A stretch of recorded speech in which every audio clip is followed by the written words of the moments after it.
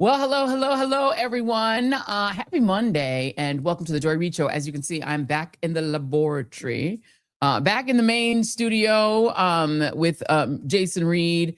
Big ups to all the chats and to everybody watching on YouTube, on Substack, on Facebook, our adorable Twitchies on Twitch, as well as all of those people listening on audio podcast platforms like Apple and Spotify. We appreciate each and every one of you.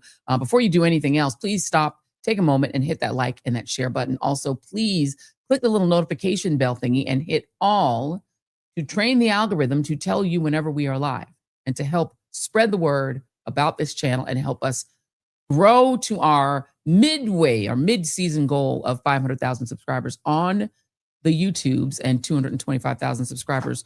Thank you very much. On Substack. Hey, Jason. Did you get those mailers? Okay. I got them. Yeah, I got them. Right, did you miss me, Jason? I was gone for a hot minute. Well, put it this way. You're back now. And the only problem that we have tonight, just to let you guys know, if we go black all of a sudden, disappear, we have a major thunderstorm outside. So we're going to basically pray. Yes.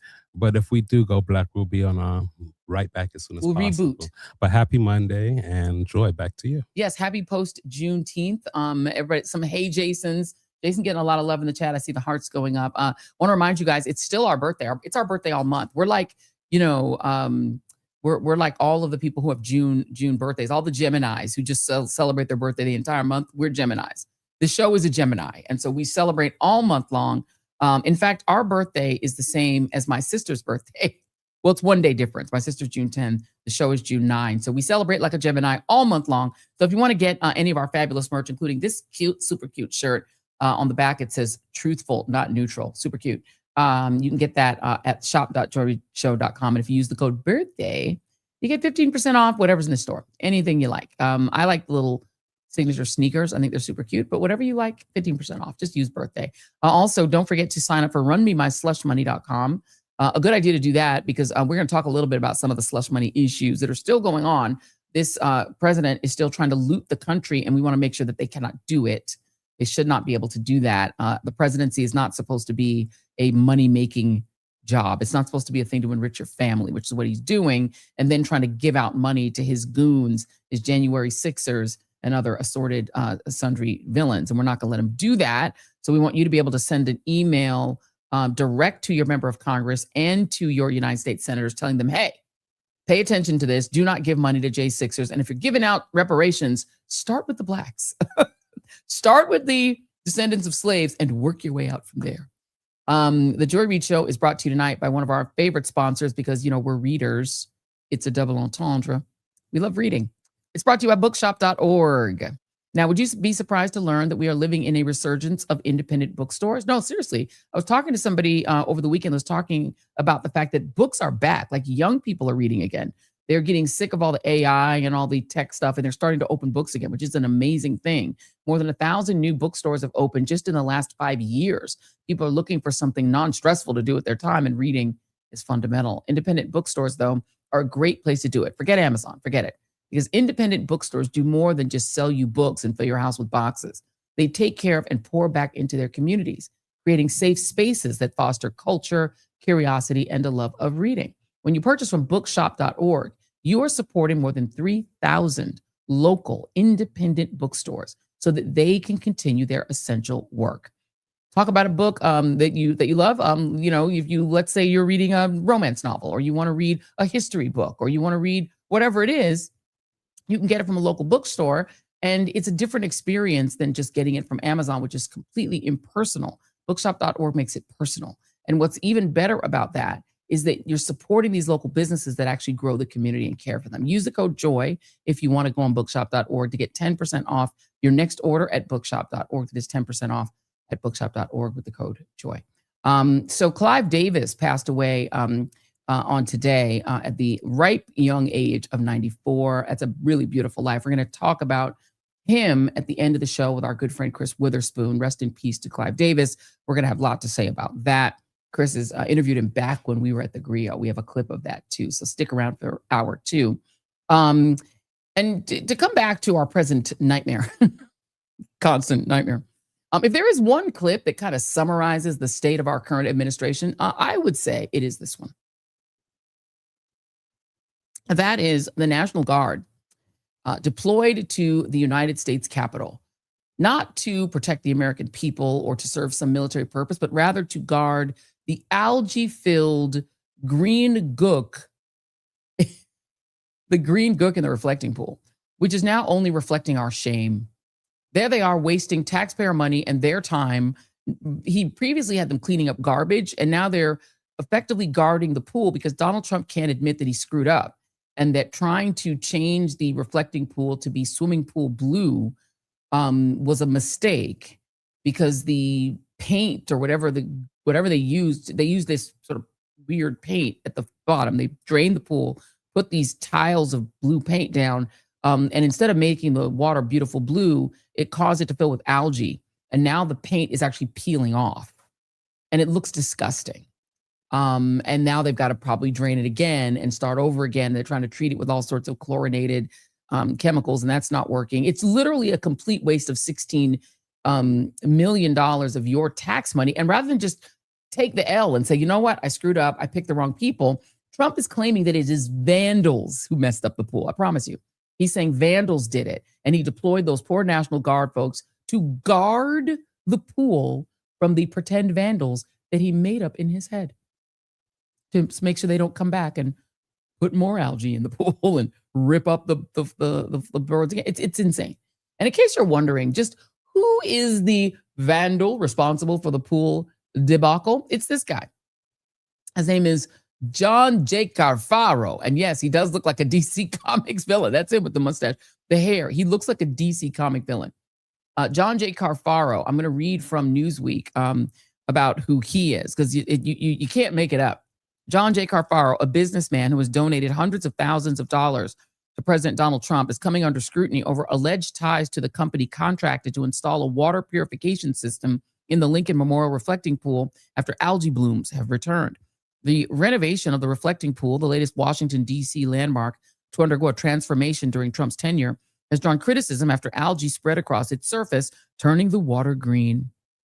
Federal contract records show that a $1.7 million contract was given to Green Water Services, interesting name, Green Water Services, a business based in Brookfield, Ohio, to install a nanobubble device to kill algae. The New York Times reported that the business is owned by, drumroll, J.J. Carfaro Investment Trust, which is led by Carfaro. Carfaro has donated, drumroll, hundreds of thousands of dollars to Trump over the years, including a $250,000 donation in 2020 and a $100,000 donation in 2024, according to Federal Election Commission records reviewed by Newsweek. Katie Martin, a spokesman for the Department of the Interior, told the Times that the company was, quote, selected because they had the expertise, workforce, and materials, and the White House was not involved. Bullshit. Just absolute horseshit. Of course they were involved. The fact that this guy is a donor is bad enough. Oh, but there's more. Who is John J. Carfaro?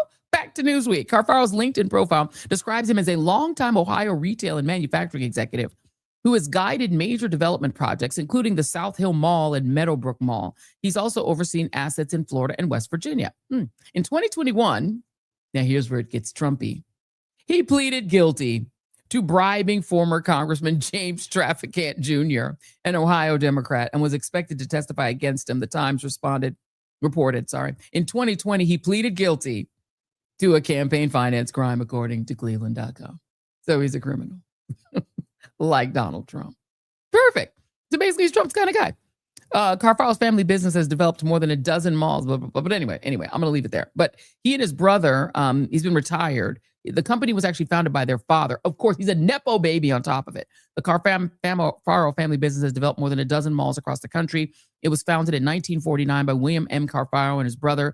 He's been retired from the company for about 17 years, according to a company spokesperson. So, you know how there's this saying that a cab driver, an Uber driver in New Orleans once told me, which I find so true, that in this country there are, I think he said four really, premier cities. And no offense to anyone who lives anywhere else, but New York City, New Orleans, San Francisco, and I think he said Chicago are the four cities that are just so unique. You got to visit them. And he said everything else is Cleveland.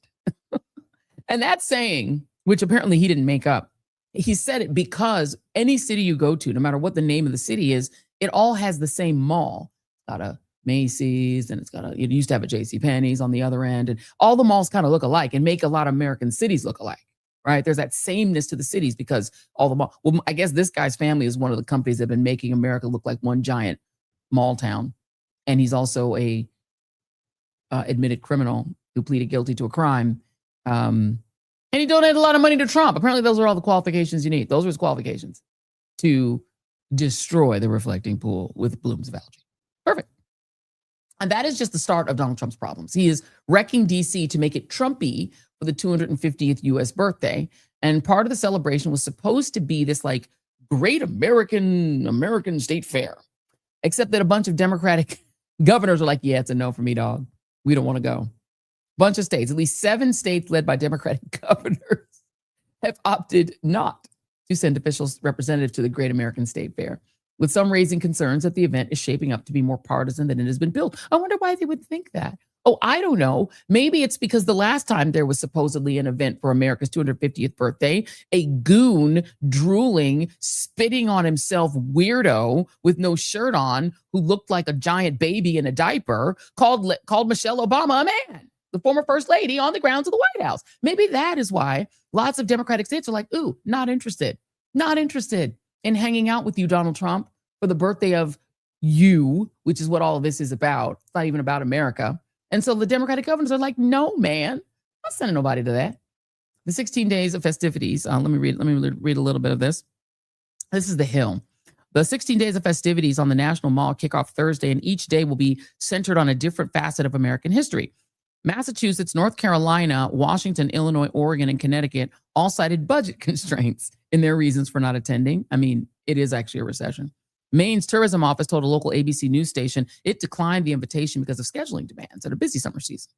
Additionally, a spokesperson for Pennsylvania's tourism board told The Hill on Wednesday that the state is still making a determination about who will participate. If Pennsylvania does not participate, that means no Liberty Bell presentation. You almost cannot do a great American, national sort of celebration of America without Philadelphia, without Pennsylvania. If they don't participate, what is the celebration going to be about? You won't have the Minutemen of Massachusetts. You won't have North Carolina, which was, of course, one of the states that broke away during the Confederacy. What will you have? You won't have Chicago. You won't have Illinois, meaning no representation of Chicago hot dogs, like the things that are the most American. These are some of the states that provide the most Americana, and they won't be there. And the reason they won't be there is Trump. We were talking over the weekend, fam, about the fact that Trump was not at the Obama opening, but really, could he have been? How could he have been there? He has talked so much shit about the Obamas. He reposted a picture of Michelle and Barack Obama as monkeys. How could he even sit there next to those people? He has said all kinds of awful things about Joe Biden, took the portrait of Joe Biden down from inside the White House and replaced it with a pen to mock him at every turn, mocking him constantly. How could he sit there next to former President Biden? He's talked a lot of shit about the Bushes. He's probably the least about them.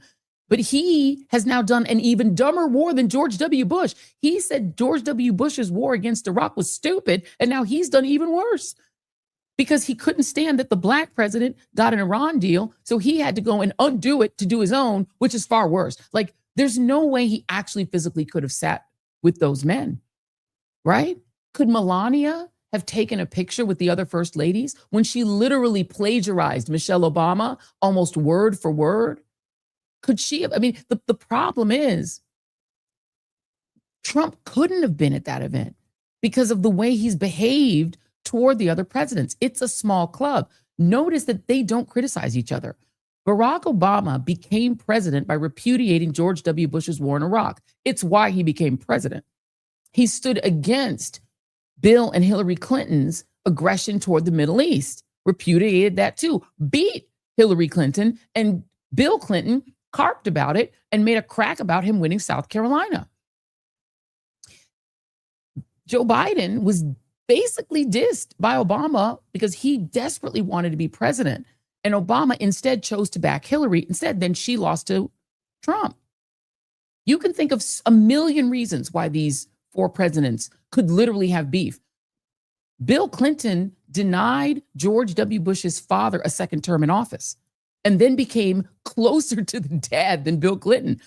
The dad who got beat by Bill Clinton came to see him as a son. And George W. Bush used to joke that he liked him better than George, that he liked Bill Clinton better than George. There's so many reasons why these four presidents could have beef, but instead of having beef, they're all united across the aisle, across huge ideological differences, but they could sit together and joke together and be friends with each other. Notice that. You've never heard any of them go at the only former president, because Trump is, the 45th president and the 47th. The only ex-president who ever criticized fellow ex-presidents is him.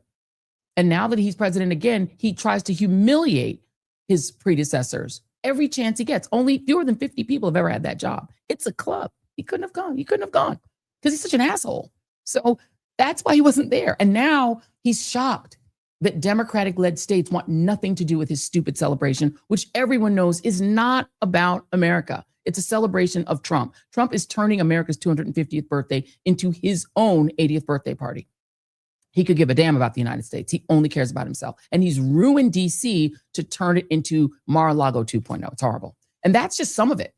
Here's what's happening on the legal front. A federal judge has now blocked an attempt by this same goon, Donald Trump, to subpoena Minnesota Governor Tim Walz and Jacob Frey, the mayor of Minneapolis, and other state officials. And this judge has accused the Justice Department of using its investigatory powers to retaliate against state officials for not cooperating with ICE, not cooperating with federal efforts to crack down on illegal immigration. In a ruling issued Monday, U.S. Judge Patrick Schultz found the, quote, dominant purpose of the subpoenas was to, quote, coerce Minnesota officials into assisting the federal government with enforcing civil immigration law and to harass and retaliate against them for failing to do so, unquote. They saw right through it. And they said, absolutely not. Tensions between the Trump administration and Minnesota's Democratic leaders, per the AP, escalated in January. Officers clashed with protesters in the Minneapolis-St. Paul after officers murdered Renee Good and Alex Preddy.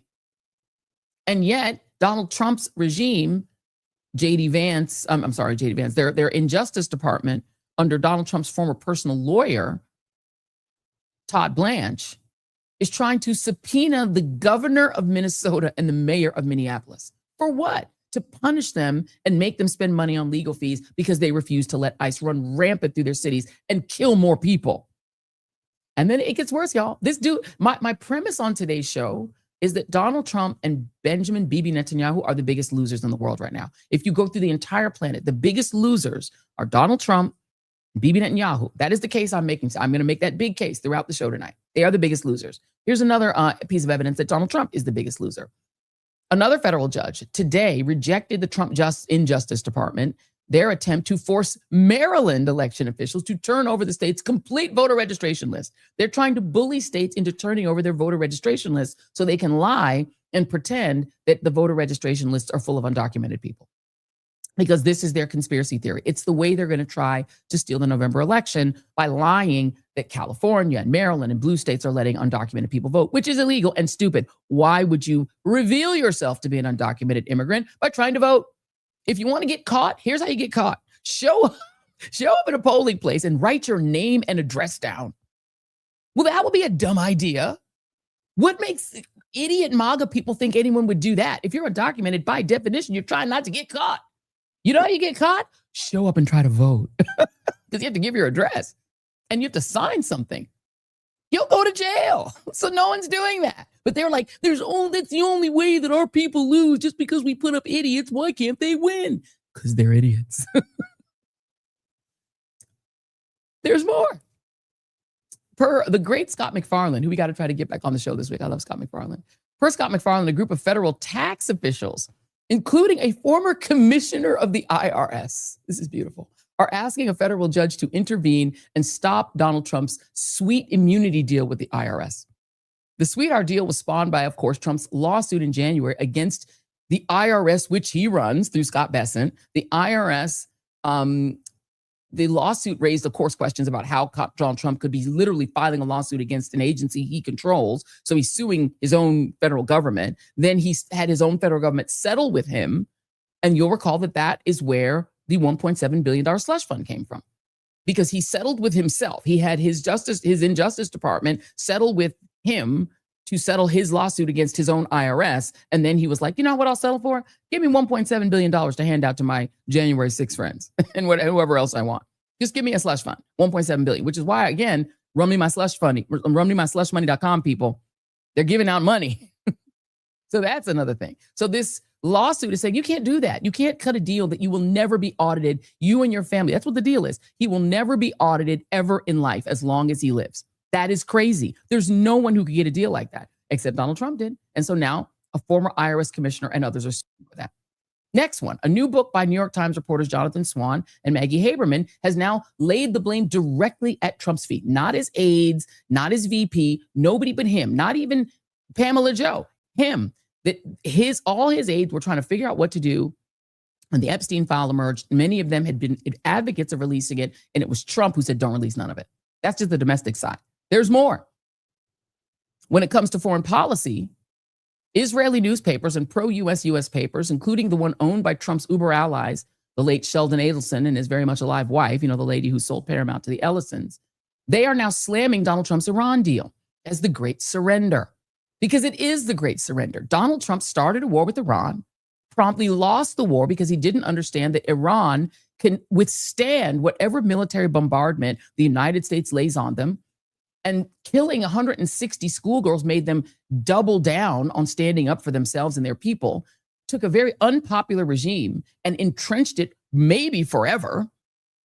Got rid of by killing one Ayatollah, only to replace him with his son, who's in his 30s. And now there's going to be an Ayatollah Khamenei on the throne of Iran, maybe for the rest of any of our lifetime because of Trump. And now the deal involves essentially bribing Iran with $300 billion to pay them to please keep the Strait of Hormuz open. By the way, it's closed again. They get to maintain their nuclear material. They get to charge all the tolls they want to charge. They never had that before. And the strait was already open. And now we did a whole war to reopen the strait Donald Trump caused to be closed, plus leaving Khomeini in place, no regime change, making the regime more entrenched. Even late to the game, MAGA stalwarts like Mark Levin, this like very pro-Israel radio host, are screaming that this is the great surrender. They're slamming him.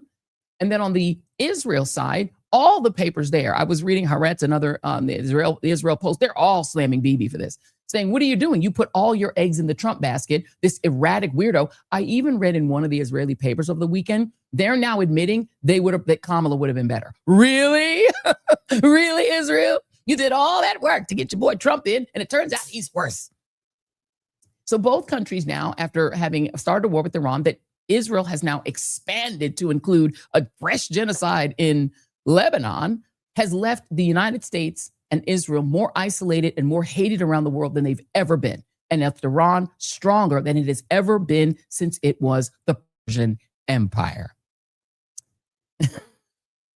Let me listen to you guys. Let me let you listen. I'm not going to let you hear Trump tonight. You're welcome. But I want you to hear Trump's latest attempts to make himself look like something other than a loser, and a weak loser at that, as interpreted by his babysitters at Fox. Hey guys, good morning. I just spoke with President Trump for more than 20 minutes, and he gave some new insight and reaction about the ongoing talks that are taking place in Switzerland and the threats coming from the Iranian regime. President Trump telling Fox News that the U.S. may take over the strait. They have to, and collect tolls. The president described the United States being the guardian angel of the Strait of Hormuz and the Middle East. And the president... Come on now, Fox. Do you really think, do you honestly think that the United States, which could not force this mid-level power, this small relative to us country, to keep the Strait of Hormuz open, which would not put our full Navy to work to do that? You need air power, Navy, and an invasion to hold the Strait of Hormuz. We couldn't even keep the Strait of Hormuz open. The whole of Europe said, you're on your own, buddy. Italy wouldn't let us have landing rights. No one would help us. You think that a country that can barely feed ourselves, we can barely afford gas, people here can barely afford to survive, we somehow going to control the Strait of Hormuz and charge tolls ourselves? Really? Okay, go on. and said ultimately that would involve the U.S. taking 20% of the oil that passes through the strait. Remember, this comes in reaction to the Iranians saying they will close the Strait of Hormuz in response to Israeli strikes against Hezbollah in Lebanon. President Trump tells Fox News he spoke with Iranian officials overnight and said, you close it and you won't have a country. He went on to tell these officials, you won't even make it back to your effing country. Now, earlier today, Iran's President Masoud Pezeshkian said this about Iranian enrichment of uranium. The president also reacting to that. Take a listen. We will not give up our right to enrichment, and they, too, will be forced to accept it. You all know what the so-called President of the United States was saying. He had made a complete 100-degree turn. He was saying that Iran must surrender unconditionally. Iran has no right to do this, it has no right to do that. President Trump, during our call, responded directly to those comments by Iranian President Masoud Pezeshkian. President Trump told Fox News he better watch his mouth, he better shape up, or we'll take over. Okay, that's enough. Yeah, okay. No, he better not do nothing but stay Iranian and run his damn country. You ain't gonna do nothing. Somebody make a Lego about this. That is dumb. You're not gonna do that. You're doing nothing, Trump. You can't do anything to them. They're a sovereign country. They control the strait. It's their strait. It's in their region. You are not going to say, how many hundreds of thousands of American troops are you going to send over there to die trying to hold the Strait of Hormuz and take 20% of their oil? Bullshit. You're not going to do none of that. You've already lost, buddy. You lost. Let me let y'all hear somebody who's a terrible human being, who I cannot stand, but it is wild. Note that Marco Rubio is absent without official leave. You do not see him. He's not out here defending this crap. And J.D. Vance, who's the flunky who they've decided to set over there, and they're going to make him fix it. Here is him doing an interview with New York Times religion writer Russ Douthat for his book. Listen to what he said. Take a listen to this. Oh, sorry. All right, pause for a second. That actually is, sorry, I did the wrong one. We're going to play that, though. This is how J.D. Vance was treated when he went over there to try to mitigate, to try to create a peace deal that would be durable. This is how he was treated by the head of the Qatari government. Take a look.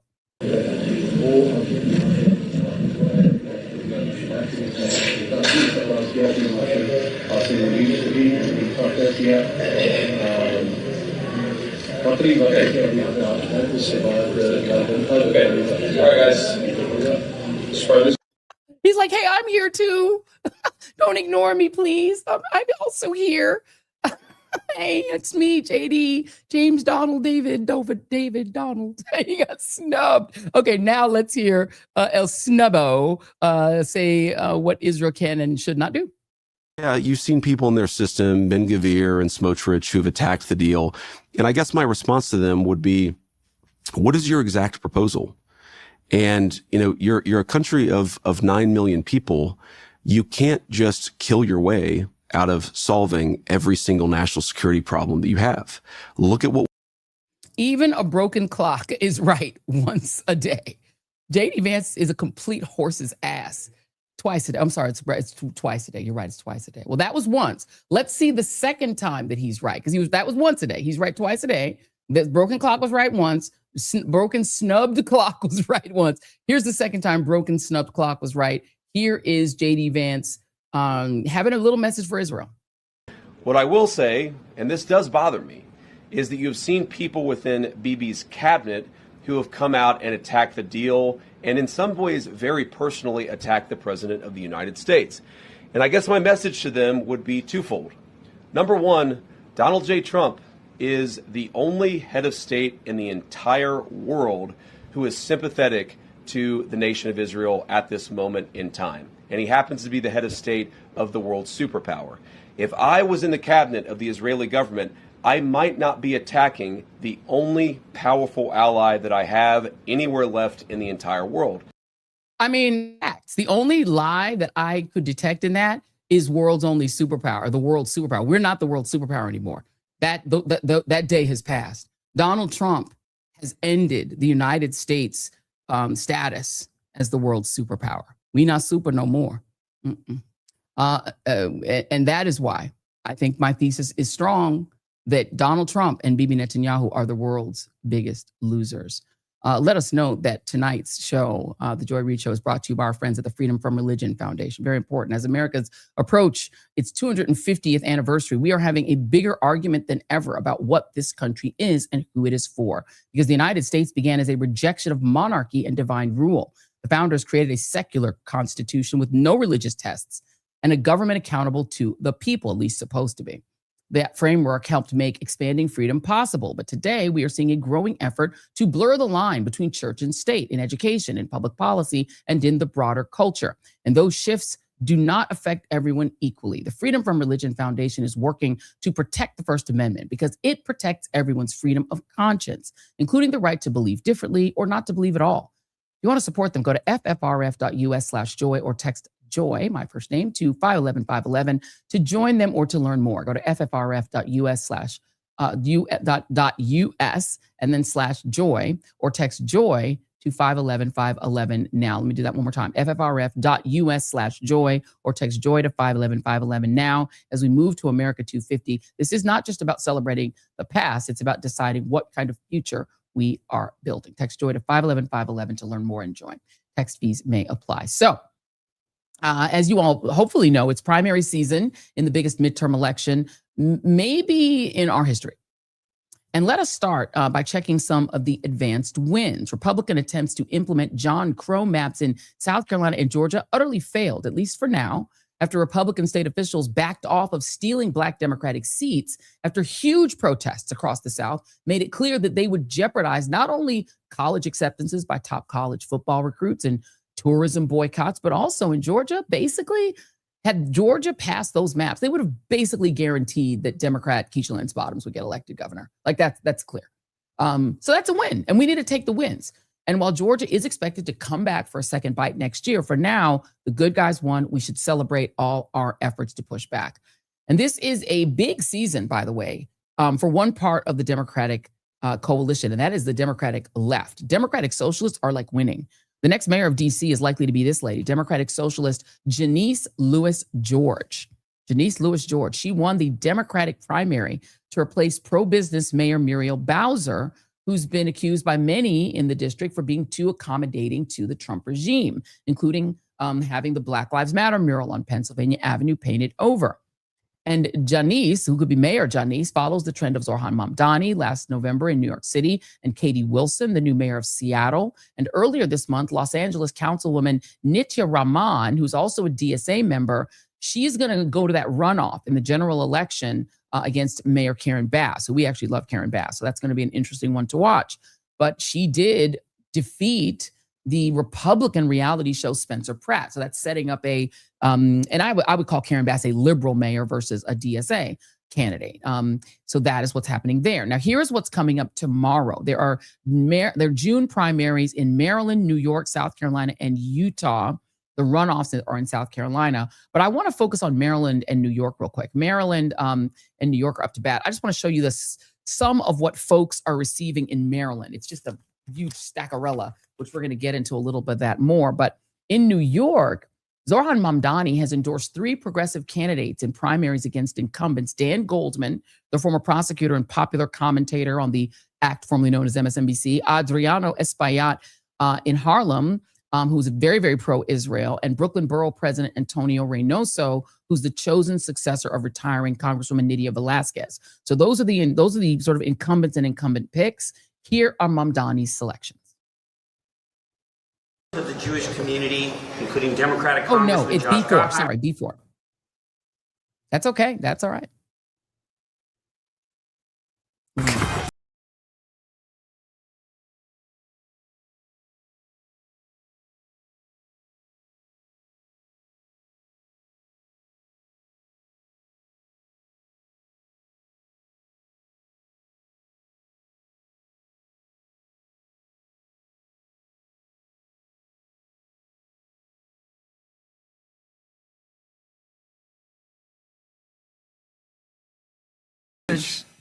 And Brad Lander and Daria Lisa Avila Chevalier join me now, I believe. Oh, okay. We're going to see if they are here. I think they might be here. Okay. Who's Brad? Brad's here. Okay, let's get Brad on, and then we'll wait for Daria Lisa to come on. Brad, who I just saw at the Knicks ring ceremony. Literally, it feels like yesterday. How are you? Have you recovered? Well, I feel the same way. I feel like it's just been one long day since Thursday morning. The spirit that's moving in New York City right now is amazing. We had the Knicks ceremony that morning. Then Bernie came for a rally with Mayor Mamdani and Claire and Daria Lisa and me. And now we're headed into election day. So it's been one good day.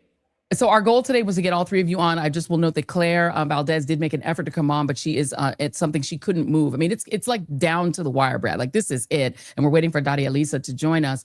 Talk about this because I only know Dan Goldman as a person that was often on MSNBC with me, and he's a smart guy. People like him, at least in the liberal TV world. What is your case for not simply leaving him in office or reelecting him?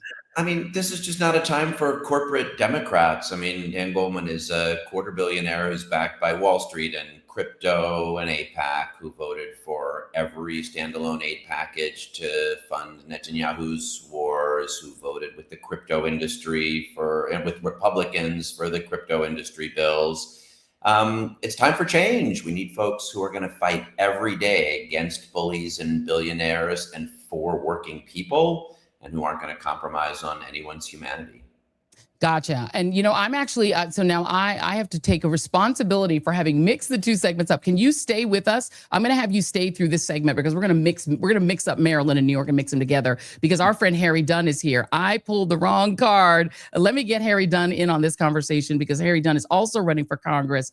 Harry Dunn, there you go. Okay, yes, I got everybody mixed up. We're going to mix it all together because the two of you guys are really kind of on one of the same accord, which is this issue of AIPAC funding, which Dan Goldman takes a lot of it. You've been very clear, Brad Lander, that you do not take that money and that super PAC money, and so is Harry Dunn. Why do you think, does that matter to people that you're talking to? Because it matters to me, and I wonder how much you're hearing that that's something that people really want in New York. Oh, it really does matter, actually. It was interesting. In both debates, the moderators brought it up, and Rep. Goldman said, I don't know if this is what people are asking about. But then the moderators were like, look, this was the number one question that people from your district are asking about. And look, of course, that's because there's compassion for Palestinian kids in Gaza, but it's also because there just is a deep hypocrisy here. You cannot be the party that says we care about human rights and international law, and then ask American taxpayers to fund genocide. And you can't say we're against corporate PACs and dark money, and then just keep taking it. Yeah. And the same thing with you, Harry Dunn. I mean, some pro-Israel groups are distributing lots and lots of attack ads against you. I'm starting to see them popping up around. But they're not they're not directly saying it's because of your position against taking AIPAC money or your position on genocide. But the implication is that you would not be a reliable vote, I guess. What do you make of the way that AIPAC and also AIPAC affiliated groups are playing in the Maryland primaries? Well, Joy, thanks for having me. Brad, good luck tomorrow, my friend. Joy, this isn't even about the issues. They don't know where I stand because they haven't had a conversation with me. But they do know one thing's for certain, that I won't answer to them. I answer to the people, period, full stop. We didn't even have an issue. And, whether this is about crypto or about AI, whether it's about Israel, whether it's about Ukraine, it doesn't matter. I don't care if the super PAC was Walmart or, everybody knows that I like bourbon, or the biggest bourbon distributor in the world. I don't want your money because I am not going to be accountable to you. I'm going to be accountable to the people. And that's what we've lost so much. Joy, being at the Capitol for 15 plus years, I saw so many people come to the Capitol, newly elected members every 2 years they had the purest intentions, and they would be taking pictures on the steps of the Capitol with school groups, with the Boy Scouts and the Girl Scouts. And suddenly over the years, the Boy Scouts, the school groups, those people turned into lobbyists. Those pictures turned into lobbyists and presidents and CEOs of corporations, and they just forgot about the people. One thing that I won't do is forget about the people. I'm bringing them to Congress with me because that's how we get through this. No one person is going to get through it by themselves, and it's going to take the people to make us more prosperous and put people first, give the power back to the people. And we can do that in Congress by getting rid of Citizens United. I think everyone who's paid attention to how politics has deteriorated since Citizens United would agree with that. I want to come back to you, Brad. I want to play something that Zohran Mamdani said, because of course, everything he does attracts extra scrutiny. If he doesn't go to a parade, if he, everything he does is wrong for a lot of media people and a lot of mainstream Democrats. And I will note, Dan Goldman has never endorsed him. Up to now, he is not endorsed. That he refuses to add his endorsement to the sitting mayor of New York City, which is weird. But Jason, whenever you have B5, let me know when you have it, because I want to play what Zohran Mamdani actually said in reaction to some groups who were angry about him making these endorsements of yourself and 2 other candidates against incumbents. Jason, let me know when you've got B5. You got it? Okay, here we go. Of the Jewish community, including Democratic Congressman Josh Gottheimer, were alarmed by the language he used at the rally last week, calling AIPAC monsters who move dark money. These are phrases that invoke old anti-Semitic tropes and conspiracy theories. What do you say to those who are concerned that the language you used is dangerous? Now, I want to be very clear. We're talking about a status quo where children are being killed on a daily basis. More than 1,000 Palestinians have been killed by the Israeli military since the so-called ceasefire. Even an Al Jazeera journalist, Ahmed Wishah, was killed this past Saturday by an Israeli strike.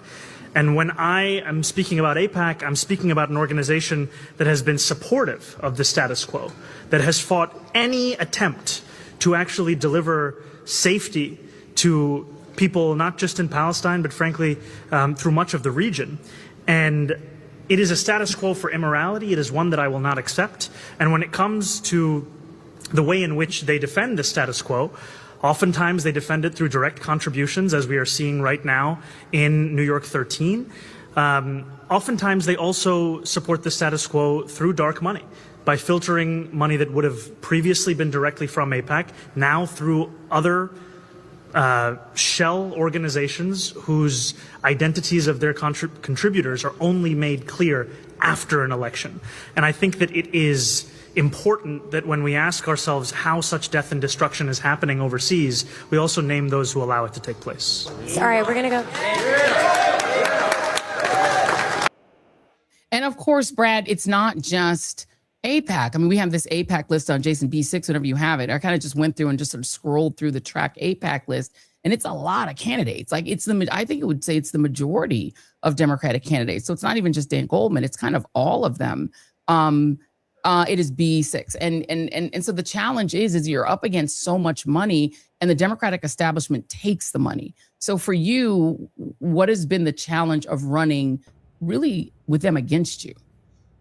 Well, look, Democratic voters are speaking up loud and clear. They don't want to be complicit in genocide, and they don't like the role AIPAC is playing in Democratic politics. That doesn't mean there's not lots of room to fight anti-Semitism and stand up for the dignity of American Jews. I'm a proud Jewish New Yorker.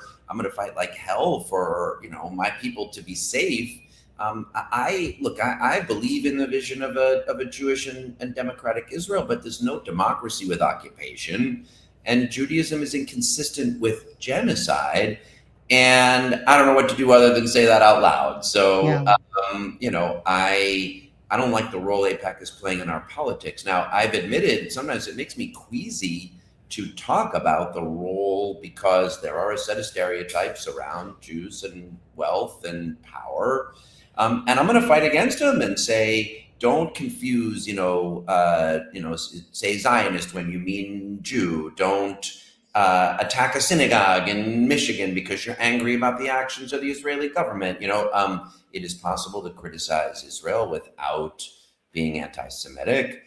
It is important for our party to stand up against anti-Semitism and all forms of hate, but it is also important for our party to reckon with the fact that Democratic voters don't want to be complicit in genocide. They don't understand why there's money to send for Netanyahu's wars when there's not money for their health care or child care or affordable housing. And I believe we need more Democrats willing to say so. You know what's so interesting, Brad, is that, you shouldn't even have to defend Judaism because of a foreign country's in their policies. What's so crazy is, to me, it's such a slander to equate a late 19th and 20th century political movement, Zionism, and say that is the exact same thing as a 4,000-year-old religion. They are not the same thing. This is a political ideology that came from Europe.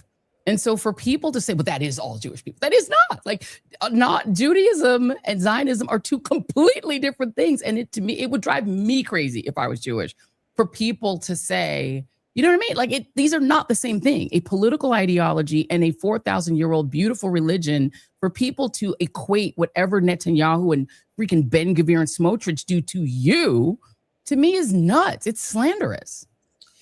Yeah, look, I agree with you. And I think over equating Zionism and Judaism, which is what Netanyahu wants people to do, poses real harms and risks. At the same time, that's a state that claims to be acting in my name. And so I feel compelled to speak up when I disagree with it. But look, American taxpayers are the ones who have paid for the 2,000-pound bombs that destroyed every school and hospital in Gaza. So you don't have to be Jewish to be uncomfortable with that. You don't have to be Jewish to oppose it. You don't have to be Jewish to not like what AIPAC is doing. And look, you don't have to be Jewish to stand up against anti-Semitism. So those are things. Amen. And I want to say in Maryland, Harry, Adrian Boafo, there's a lot of people who are noticing that the people who are supporting him are sort of, they're AIPAC, but they're not AIPAC. And that's another thing I think for Black voters they're getting concerned that they're not always sure who is an AIPAC candidate, because the organizations that are like spinoffs of AIPAC aren't saying who they are. Let me play you the end of a recent ad in favor of Adrian Boafo, who is the real sort of AIPAC type of candidate. This is C1, Jason, whenever you've got it. Has the courage to stand up to any special interest. I trust him. You can too. Vote Adrian for Congress. UDP is responsible for the content of this ad. So UDP is an AIPAC adjacent group. And like a lot of these groups, United Democracy Project, if you just heard United Democracy Project, you really wouldn't know what you were looking at. But that's what it is. And so that's not, to me, being very straightforward, right? There are a bunch of these groups and they're just not saying who they are. Well, why? Because they're wildly unpopular. I mean, like wildly. We polled, and I think over 70% plus, high 70s of the district, Maryland's District 5, has a negative view of AIPAC. And I think what happens a lot is, like Brad was saying, people conflate the issues about anti-Semitism and funding an illegal war and what people call a genocide. So I try to use it in simple terms. Like, we condition aid to we were just doing it with the last shutdown, whether to fund ICE or not. ICE is not playing by the rules. You know what? You don't get funded, period. So if we're going to condition aid to organizations or departments in the entire United States, then we absolutely should, with our allies, if you will, be conditioning aid. It makes no sense that these people, Israel, gets a blank checkbook to do whatever they want to do when it's a humanitarian crisis in Palestine, and innocent people, innocent kids, innocent civilians are, and like Mondani said, journalists are being killed because they're not playing by the rules. There are no rules, and we cannot continue to support that. We are just as complicit as if we continue to send them arms where they are carrying out these strikes against Palestine. We cannot support that because we are just as complicit by allowing them to do so.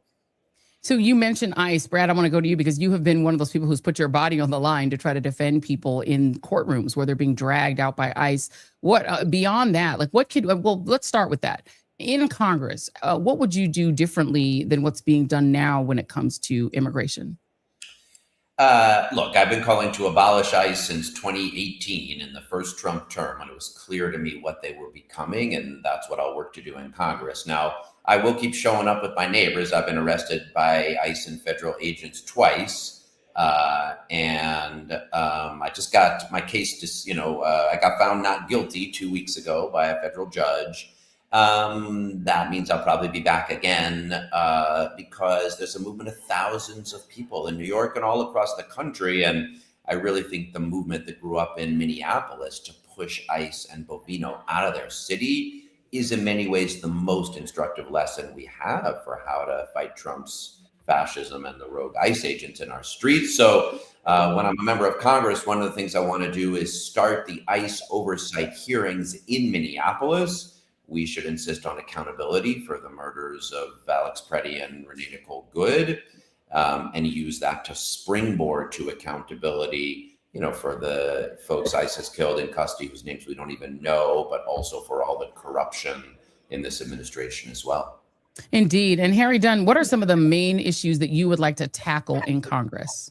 Well, I want to talk about ICE real quick, because think about Please. this. I'm a former law enforcement officer, somebody, I was a police officer. I want to abolish ICE, and just think about what that says as me as a police officer wanting to get rid of ICE because of how rogue and unchecked and out of control that they are. What they were created for is not what they're being used for now. You got Mark Wayne Mullen saying that he's going to deploy them to the voting booths, to election sites to intimidate voters. Well, he didn't say intimidate voters, but that's exactly what they're going to do, because he's claiming that there's fraud. We're still waiting on the proof. We're still waiting on the evidence that there's fraud, because why? There isn't any. So they're cheating and intimidating people to win. So that's one of the things I will do as elected, vote to defund ICE and abolish ICE. They have to go full stop. But one of the things, Joy, that I really, really want to tackle that's near and dear to me is the George Floyd Justice and Policing Act. That's one, as a law enforcement officer, I think it is very common. And I would challenge anybody that is not supportive of that, the George Floyd, go read it. And I guarantee you this, Joy, if we change the name to the Donald Trump Justice and Policing Act with no other changes, just the name of it, Republicans would absolutely pass it, because it's common sense, police reform. They just don't like the fact that it's George Floyd's name attached to it. Another thing that I want to do is the John Lewis Voting Rights Act, because we see the voting rights that are under attack right now. There are so many people, so many marginalized communities that is happening. Look at just what happened just down south.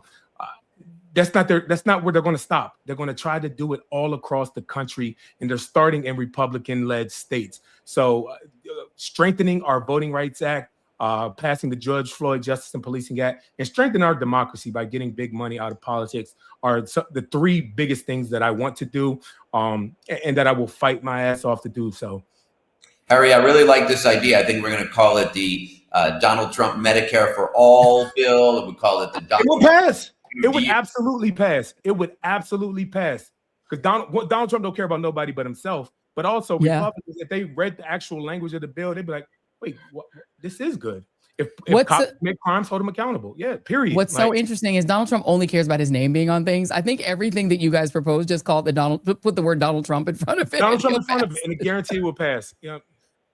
But same thing to you, Brad Lander. What are the big things that you want to do in addition, obviously, to pushing to abolish ICE? What's on your menu as a freshman member of Congress? Yeah, boy, where I am, affordable housing is just the biggest issue people are facing. It's a beautiful set of neighborhoods, but nobody can afford to live here. Nobody's kids think they'll be able to buy a home. Tenants are getting pushed out. So we need a lot more federal investment in affordable housing. I'm enthusiastic about Senator Elizabeth Warren's 21st Century Road to Housing Act. When I was New York City Controller, I issued the city's first municipal bonds exclusively dedicated to affordable and low-income housing. I'd like to see the federal government do that as well. We call them social bonds. It could be hundreds of billions of dollars to pay for affordable housing. And when the federal government helps invest in housing, whether that's Fannie Mae or Freddie Mac or HUD, there ought to be strong tenant protections and also protections against private equity buying up all the homes. That is so key, because having lived in New York back in the day when you could actually rent an apartment for less than $1,000 a month, and I'm not 1,000 years old. Like, I feel like I'm talking about a whole nother era, a whole nother generation, but literally in the 90s, you could rent by yourself with no roommates. And it's horrible that like our Jason and my, our son who lives in, in a part of New York that used to be super affordable. It's crazy. It's crazy. I think both of you guys are terrific. I wish you guys luck. And I hope that people will support you. I'm very open about it. I'm not on MSNBC anymore, so I can openly support people. I hope both of you get elected, because I think you guys would be great to have in Congress, fresh voices, fresh ideas. And I've actually, just as a journalist, seen you both fight for the people. So that is why I am rooting for you guys. I hope that you do well. Good luck. And you give everybody your last minute pitch to get out and vote tomorrow. I'll start with you, Brad. Thank you. Yeah, we've got a fascist in the White House. We've got rogue ICE agents in our streets, and we've got billionaires trying to buy our elections. But around here, neighbors showing up for each other is still how we win. So anybody you know in New York, New York 10 is Manhattan below 14th Street and a bunch of Brooklyn neighborhoods. Please make sure they get out to the polls and vote tomorrow. Amen, amen, amen. Give your website. BradLanderForCongress.com. There we go. All right, same to you, Harry Dunn. Give your elevator pitch for the folks in Maryland. Yeah, no, you know, Joy, when you mentioned UDP, United Democracy Project, the sound of that sounds great, because I literally shed blood on the steps of the United States Capitol defending our democracy. And when they're talking about democracy and fighting for it, there's nobody, respect to you, Brad, in the entire country that's fought harder and against this administration over the last 5.5 years. As a citizen, private citizen, Harry Dunn has 2 lawsuits one against Donald Trump, one against the Department of Justice, because I, as a citizen, am showing up and fighting for the people doing the work. And I guarantee you, put the constitutional authority of a congressman behind me and watch what gets done. Amen. Give your website. Harry Dunn from 4md.com. Thank you so much, Joy. Brad, good luck to you, my friend. All right. Good luck to you. Hopefully y'all be in the freshman class picture. Thank you guys very much. We were waiting for Daria Lesa, but she had an incident that apparently took place at an event where she was confronted by God knows who. So we're going to make sure that she is okay. She is obviously another very worthy candidate for Congress. She's somebody who has worked as a teacher, regular working class young woman, Dominican American, and somebody who I think would be great. And again, it's not that all of the incumbents are bad people. Some of them are terrific. They're lovely, nice people.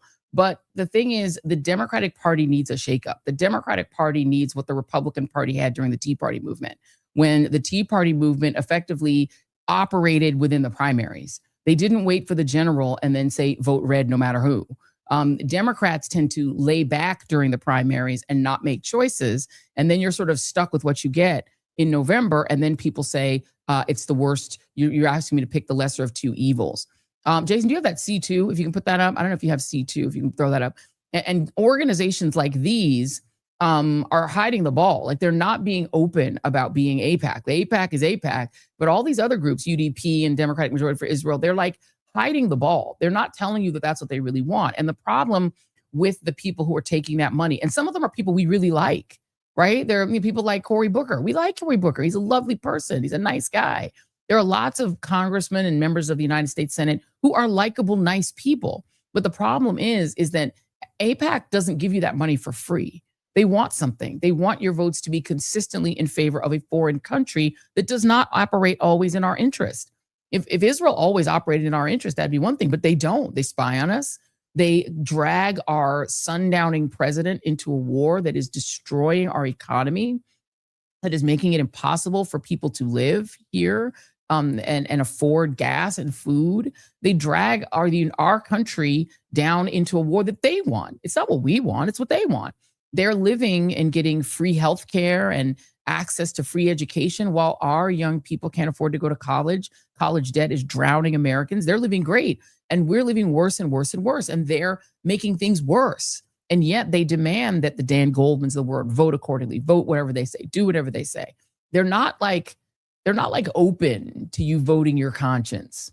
They're not open to you voting the way that your conscience or your constituents tell you. Adriano Espaillat is a very nice guy, very good guy. Nothing wrong with him as a person. But the problem is, once you take all that money, you're beholden to them. And the only way to teach the Democratic Party a lesson is they need a shock to the system. They must have a shock to the system, or they're never going to change. The very nice people that we keep electing to the United States House and Senate are going to still be nice.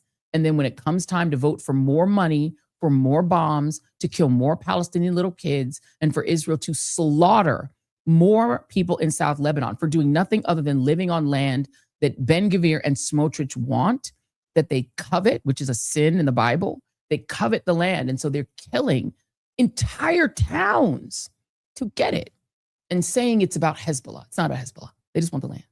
And if that is the way this country that doesn't listen to us, that doesn't obey us, even though we're paying for everything.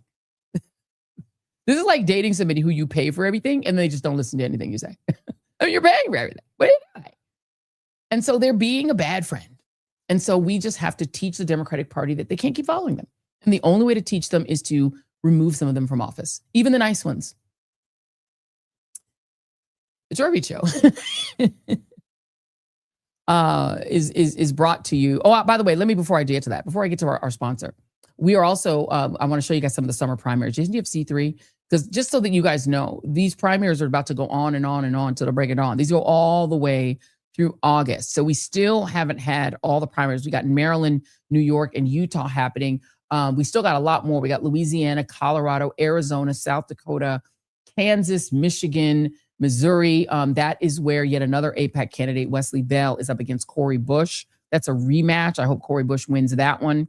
I'm really hoping she wins that one. You still got Virginia, Washington State, Tennessee, Hawaii, Connecticut, Minnesota, Vermont, Wisconsin, Alaska, of course, Florida. That's the mess that we see in Florida District 20 and now Florida District 24, where you got 20 billion people running and Debbie Wasserman Schultz carpet bagging her way into a black district. She did a whole Juneteenth picture that was super awkward over the weekend, as well as Wyoming. We go on and on. Oklahoma, Massachusetts, New Hampshire, Rhode Island, Delaware, and then we get to Election Day. So we got a lot of road to cover. And just so you know, we're going to be covering these races all the way through because these establishment Democrats got to learn a lesson. Okay, the show is brought to you tonight by this book, Bullies, Parasites, and Slaves. And this is actually a really great book. I've been reading through it, and it gives you a good sort of primer on all of the things that we're going through right now. It talks about the history of slavery throughout the world, the particulars of exploitation of the little guy by big moneyed interest, and that it happens all over the country, and that it's happened everywhere, not just here in the United States. I'm reverbing to myself. And it goes through that history and sort of walks us through how a community of care is the answer to constant and continual exploitation by people with a lot of money. And it is, illogical. It is logical, I should say. You don't have to be a religious person to believe in the golden rule, which is basically treat others how you want to be treated. Take care of each other, protect each other's rights, and yours will be protected. Meet each other's needs, the ones we all have in common, and your needs will be met. It is just logic. Mutual care, because nothing else has ever worked. Certainly not the exploitation of some for the benefit of the few. Certainly not denying health benefits to preserve executive bonuses. But that is where we are. This book, Bullies, Parasites, and Slaves, exposes it all with stories, history, and facts that you can digest easily and then explain expertly. So if you can get it, you should get it today. Go to bps.online or text BULLY bully to 511-511 and buy it today. It's free if you need it to be. Go to bps.online or text bully, BULLY, to 511-511. It is important that we understand what's happening in the world in order to change the world. Bullies, Parasites, and Slaves by George Koch. Get it now. It could change your life. Go to bps.online or just text CARE to 511-511. Do read it. It is important reading and definitely worth your time. All right, welcome to hour 2 of the Joy Reid Show. Do be sure to hit that like and subscribe button. And if you have bought merch, please tag me at Joyanne Reid or tag Joy Reid Show. If you want to get some fabulous merch, you can use the code BIRTHDAY for 15% off all month long. We keep it being our birthday because we are a Gemini show and it's our birthday all month. We just decided. You can also hit that Run Me My Slush Money, hit the QR code if you want to get on that list so that you can send out emails to hopefully these new members of Congress to tell them what you want done in terms of the slush fund and in terms of oversight over the regime. All right. So apparently Jillian Michaels got all mad at me. She got all mad because I put part of my ouster from the artist formerly known as MSNBC on my outspokenness about Israel during my speech at Rise Up and Sing with the great Jane Fonda, who, by the way, is 8 years older than Trump, but looks like she could be his daughter. Moving on. Of course, that is yet another subject that Jillian is not an expert at, like, the history of chattel slavery or museums or U.S. history in general, or really anything other than bullying and shaming people who are just trying to lose weight and without being screamed at and publicly shamed on television. That's what she said. So let me just tell you why I and so many others are just so dead set against our tax dollars continuing to support Israel. Shall we? Let me just dig into it. It is because I have this crazy thing against my tax dollars being used to support apartheid and genocide. I know it's crazy, right? So just this past week in a TV interview, which I'm just going to ask Jason to put on without sound. The translations are pretty much everywhere. Israeli Minister of National Security Itamar Ben-Gvir, who I'm sure you've heard me talk about before, He said the following about the ongoing obliteration of southern Lebanon, which Israel is completely destroying, like wiping out entire historic villages and towns that go back thousands of years, in what even J.D. Vance refuses to argue is not a genocide. He said the following, Itamar Ben-Gvir, quote, Lebanon, all of Lebanon should become our playground. All of Lebanon should be our target. And they tell me, wait a second, there is Lebanon and there is Hezbollah. I do not accept this artificial approach. And he adds, let 1,000 Lebanese mothers weep and not one Israeli mother weep. For every tear of an Israeli mother, 1,000 Lebanese mothers must cry. All of Lebanon must burn. All of Lebanon must burn. That is the security minister of Israel. Now, regarding the Iran deal that Trump made over Israeli objections, and which is a complete capitulation to Iran, he said this, quote, with the Iranians, there is no point in making compromises and no point in signing agreements. The Iranians need to be bombed and then bombed again and then bombed again. It is the same with Hezbollah. Just keep bombing them and then bomb them again and again. That is how it works. Anyone who wants to condemn me can condemn me. Let people around the world say whatever they want. I truly believe this, unquote. That is Israel's Minister of National Security, basically the equivalent of our head of the Department of Homeland Security. Can you imagine Mark Wayne Mullen or even his predecessor, Kristi Noem, as bad as they are, saying anything like that? I mean, you can imagine Trump saying things like that, but he's sundowning. He says things like that all the time. We will end your civilization. That is how the Minister of National Security speaks over there. And yet pro-Israel commentators are outraged. Not that he said that a member of the Israeli government said that horrible thing on TV, but that another terrible person, J.D. Vance, failed to correct a reporter who asked J.D. Vance about all of this and used the word genocide in her question. Take a listen. Are you ready to stop genocide in Lebanon? As you know, your alignment, Israel, has something like genocide in Lebanon. The main issue is stopping this. Well, ma'am, I think that the President of the United States and the United States of America have done more to stop the conflict in Lebanon than any government anywhere in the world over the last few months, and we're going to keep on working towards it. As I think a lot of you appreciate, peace is never easy. Peace always requires a little bit of work. It always requires a little bit of give and take. But the President of the United States is committed not just to peace between the United States and Iran. The President is committed to a regional peace, which is why we're here working so hard to settle our issues. And they're upset about that. So apparently that was not good enough as an answer for the stridently pro-Israel commentariat. That is how radical the pro-Israel side has become. They cannot or will not admit that a clear genocide, as determined by experts on the subject, not me, but who cares what I can determine with my own two eyes, but the following groups: the UN Commission of Inquiry and the UN Special Committee to investigate Israeli practices, both concluded that Israel's warfare methods and imposed conditions match the legal characteristics of genocide. Global human rights organizations like Genocide Watch and the Lemkin Institute for Genocide Prevention both formally classified what Israel's done in Gaza as a genocide. Human Rights Watch, Amnesty International, they have meticulously documented war crimes and potential genocidal acts, while organizations like Amnesty International and the Israel-based B'Tselem have stated that Israel is committing the crime of genocide. And there are Physicians for Human Rights, Israel, an Israel-based group, has also published meticulous legal and medical investigations concluding that Israel is committing genocide against Palestinians in Gaza. The International Association of Genocide Scholars, which happens to be the world's leading professional organization of genocide scholars, passed a resolution determining that Israel's actions in Gaza meet the legal definition of genocide. I could go on. But pro-Israel commentators like Mark Levin and Jillian Michaels and, white Christian nationalist leaders, and more importantly, U.S. politicians who are funded by pro-Israel groups refuse to acknowledge any of this. They are more fixated on yelling at Zohran Mamdani for not agreeing to literally march with far-right ministers like Ben-Gvir, Ben-Gvir's pal, Israeli finance minister Bezalel Smotrich, when they come to town for a parade, when they actually should be marching to The Hague, then acknowledging what all of these organizations say. And I just want to remind you of what Bezalel Smotrich, who marched in a New York City parade for which the Democratic establishment marched with him, and the media establishment criticized Mamdani for not joining him in this march. Here's what Smotrich has said. Here's some of his golden oldies. Nobody will let us cause 2 million civilians to die of hunger, even though it might be justified and moral, until our hostages are returned, unquote. Another quote of his: there are no Palestinians because there isn't a Palestinian people, unquote. He's also responded to rampant settler violence in the occupied West Bank by calling for entire Palestinian towns to be, quote, wiped out. So that's the kind of leadership in Israel that our tax dollars fund and support. And just a very, very quick story just to help you understand how bad things are over there and for how long.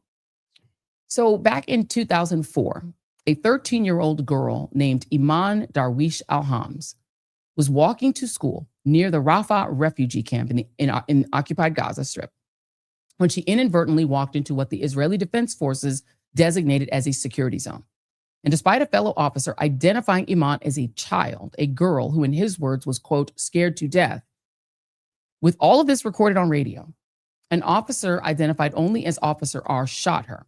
Then when she fell to the ground, he walked up to her body and unloaded all 10 rounds of his automatic weapon into her body. According to an audio recording, which was later used in court, the soldiers identified the victim as about 10 years old. She was actually 13. And they said through the radio, our forces are attacking her. A lookout says one of the positions has taken her down. They verify her killing and then clarify. The Officer R clarifies, this is the commander. This is the officer who killed her, saying, this is the commander. Anything that's mobile that moves in the zone, even if it is a 3-year-old, needs to be killed. Over. So Israeli soldiers who were interviewed in a documentary film about all of this and whose anonymity was maintained through the documentary submitted that their commander had knowingly shot the girl in the head at close range and then emptied his magazine of bullets into her body to, quote, confirm the kill. This is one of the soldiers said, we saw her from a distance of 70 meters. She was fired at from the outpost. She fled and was wounded. The soldiers then explained how while Iman was lying wounded about 70 meters from the Israeli guard post, the commander fired 2 bullets at her head from close range. They added that the commander returned to her body again, put his weapon on the automatic setting, and emptied his entire magazine into her body, disregarding their objections over the walkie-talkie. This is one of the soldiers' quotes in the documentary. We couldn't believe what he had done. Our hearts ached for her, just a 13-year-old. How do you spray a girl from close range? He was hot for a long time to take out terrorists and shot the girl to relieve pressure. Now, Captain R went to trial. He was tried for not for murder, but for illegally using his firearm. And he was acquitted of all charges. He expressed no regret, telling his comrades that he would have shot her and killed her again if she was 3 years old. And any Palestinian entering the security zone should be killed. Again, the whole thing was recorded, and he was still acquitted. After he was acquitted, Captain R was promoted to the rank of major. And as of March 2006, he had received 82,000 new shekels, which is roughly $17,000, to compensate him for the cost of his defense and the time he spent in jail. Captain R also filed a lawsuit against the producers of the documentary about Iman's death. A district court awarded him 300,000 shekels in damages. That decision was overturned in part by the Israeli Supreme Court that ruled not that he shouldn't have gotten paid, but that he got paid too much. So they said only pay him 100,000 instead of 300,000 shekels. Do you see where I'm going here? Now, at the time that this all happened, this is 2004. Hamas was not in control of the Gaza Strip. Israel was. Hamas had not yet been people of Gaza. That would not happen until 2 years later in January of 2006. And Hamas would not actually take control of Gaza until 3 years later, the 11th of June, 2007. So Iman was not murdered to defend Israelis against a Hamas government operating in Gaza because Israel was in control of Gaza. So that is the country that we're giving unlimited arms sales to and supporting their unlimited territorial ambitions in the region, mainly because of Christian nationalists here who insist that we do so that the end times will come and all the Israeli Jews will be incinerated. That is what they actually believe. And because these two biggest losers, Netanyahu and Trump, can't quit each other, and because of them, Jewish people are catching hell the world over because people keep associating them with Bibi and the insane ministers like Smotrich and Ben-Gvir and the increasingly far-right radical culture of a country that aggressively spies on us, that works to interfere in our elections, that goes in our Democratic primaries and plays around, not using their own names, and that act against our interests by bullying our sundowning president into a stupid war that he himself would have opposed and would have called dumb even 5 years ago when he had more cognitive power, because they know what's in the Epstein files and he's just finding out. So Jillian, that is why I am so opposed to our tax dollars going to that country, because they kill little kids for no other reason than that they want the land the little kid and her family live on, because of religious fanaticism. And I'm against religious fanaticism. And the Democratic Party has to stop this, because if the Democratic Party thinks we can just vote blue no matter who our way out of this mess, I've got another thing coming. They've got another thing coming. You can't vote blue no matter who out of this, because it does matter who. It actually does matter who. You need to present us with candidates who won't fund this. And that the reason that we talk about this, even though I am not from there, I've not been there, this is not my country and my people, is that as a Black person, I understand that anything evil that happens to any brown person all over the world always reverberates back to Black people. It always comes back to us. We are the other group that is consistently experimented upon with violence. And we have to stand with other people who are experiencing state violence, because we are them. And so those who are upset that, progressives are primarying very nice Democrats, very nice people and good people in many other ways, but you wouldn't have said this is a good Democrat except they're for South African apartheid. You wouldn't have said vote blue no matter who. I like everything about this candidate except that they're in favor of apartheid in South Africa. No one would have been able to justify that. And everyone would have said, that's crazy. But this is South African apartheid. You can't make an exception because the people are a little bit lighter skinned than us. They're still being brutalized. It's still genocide. And I'm just not for it, no matter how mad that makes people at me. And I actually don't care if Jillian Michaels is mad at me. I don't respect her anyway. But I know it makes some people upset. And I have been a Democrat my whole life. But I just cannot stand for killing people like Iman. She was just a little kid. So if that makes me a bad Democrat, then I guess I'm a bad Democrat. I'm not I'm not vote blue no matter who. To me, it matters who. Sorry. Let me give you one of our other advertisers. The Joy Reid Show is brought to you by our friends, because you got to be healthy, right? Let's clear the air and talk health. It's brought to you by our friends at 120 Live. Now, look, this is why June matters. We're halfway through June. It is Pride. It is Black Music Month. But it is also a month when you should really be thinking about your health, right? This is the hinge when summer starts.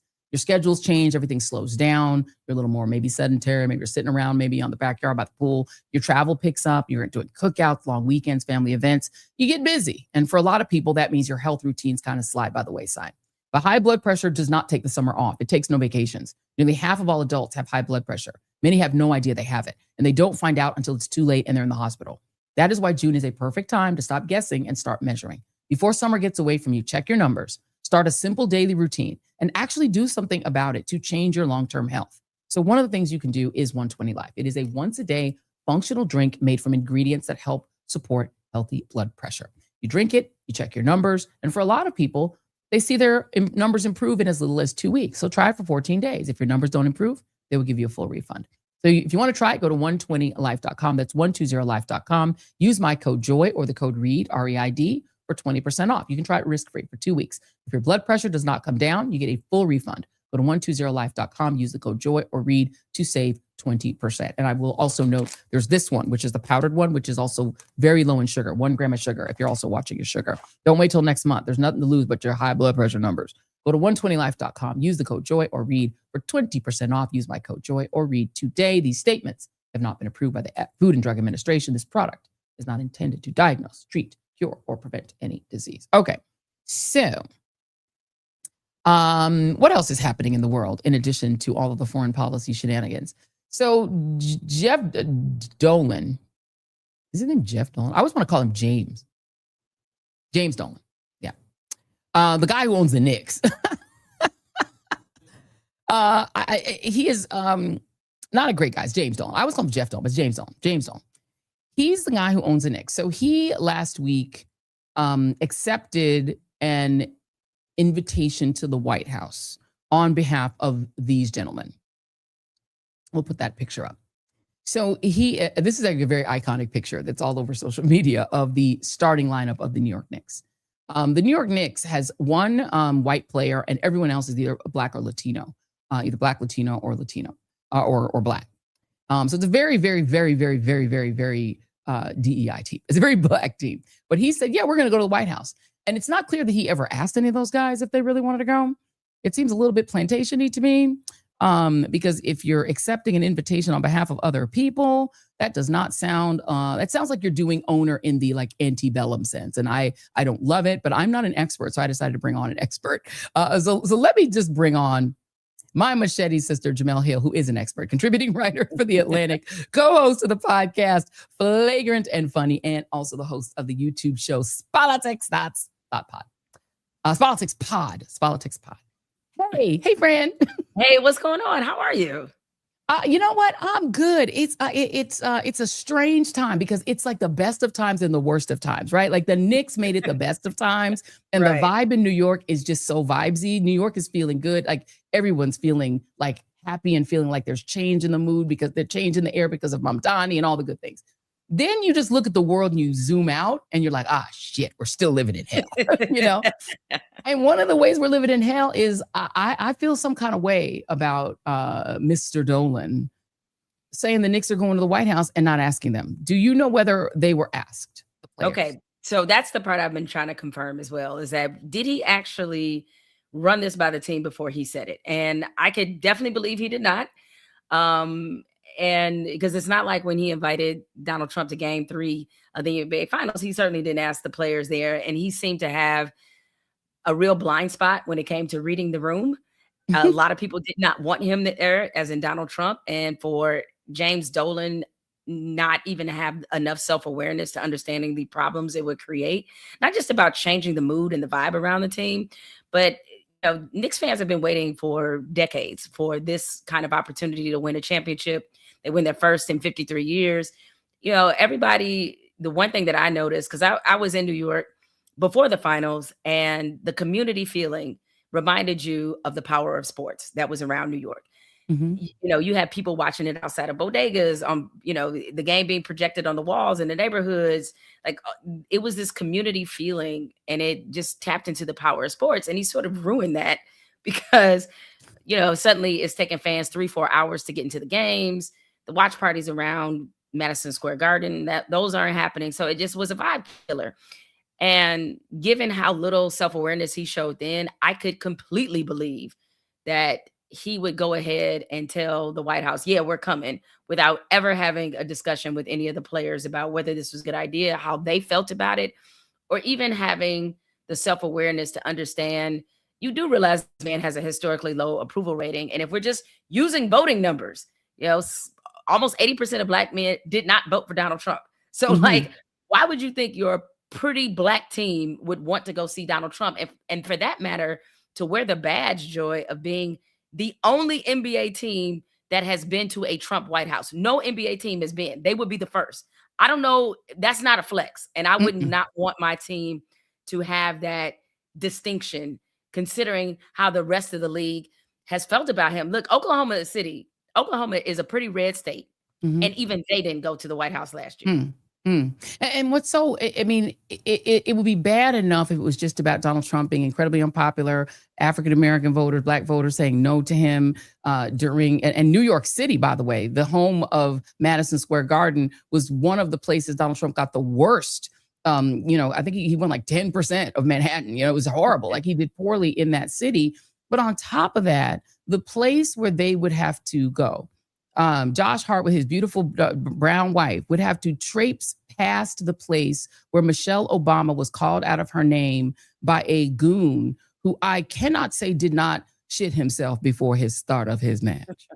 and you're saying that man disparaged her on the grounds of our White House. And these Black men and brown men would have to walk across that very threshold to stand with the man who said nothing about it and who allowed that to happen, and who posted a picture showing the Obamas, the former president and first lady, as monkeys. For them to stand with him, that photo, to me, it would become an infamous image. Yeah, and he's already done what typically sports teams don't like to do, is created a distraction. So now he's put them in a corner. Because if, let's say now some of them come out and they say we don't really want to go, or we didn't have any plans of going, then that is going to give MAGA and conservative media, that's going to give them, storylines forever. And then the team will then be branded as anti-American, because that's the little game that MAGA likes to play. And they're supposed to be in a period where they're celebrating something that was, monumental, one of the biggest stories in the history of the city that happened. They're supposed to still be in the honeymoon of celebrating that. And you've immediately brought that moment down by now having them embroiled in a political controversy they did not ask for. So, because if you're Mike Brown and you're the coach of the Knicks, you kind of don't have a choice but to go. Like, a basketball team is very different, Joy, than a football team. On a football team, there's so many of them that if 10 of them didn't go, unless it was a big name, most people aren't going to notice. Right. But a basketball team kind of has to be everybody's in or nobody's in.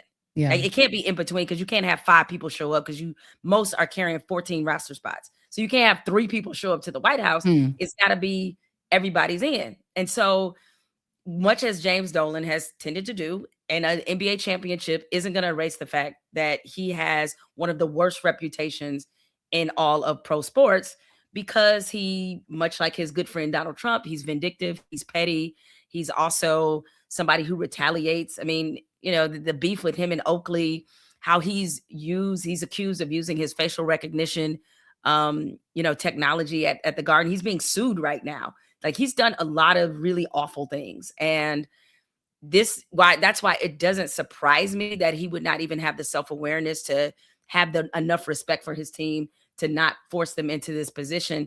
And I agree with you. I mean, this is very slavey.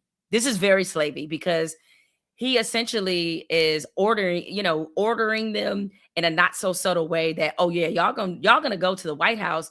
And I don't care what anybody says, especially seeing some remarks that Boomer Esiason also made about how he's excited and can't wait till James Dolan tells this Knicks team they have to go to the White House. Like, why are you excited about that? Like, what? Because there's a perverse thrill that comes with making Black athletes, especially Black men, look subservient. And that's what this is at the root of it.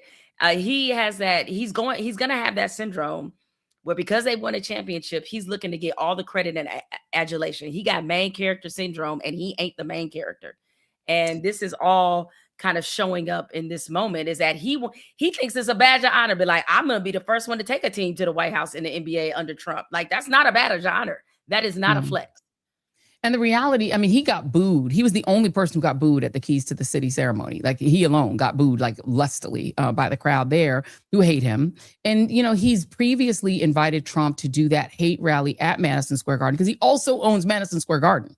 Like, I don't know if there is another team owner that also owns the venue. I don't know if he's the only, but the fact that he has that kind of dual role and can control the Garden too, it's like he definitely comes across as a plantation owner character. And the fact that he would want to see these proud Black men, have to be yes-sirring a racist president, it's just so, it hurts my heart so much to even think about it. It wouldn't be their fault, but it would be so, to me, demeaning. Yeah, because he's purposely putting them in the line of fire of a administration that has been openly hostile towards Black folks. And, it's messed up, because the players will get the brunt of it, because they're the easy target.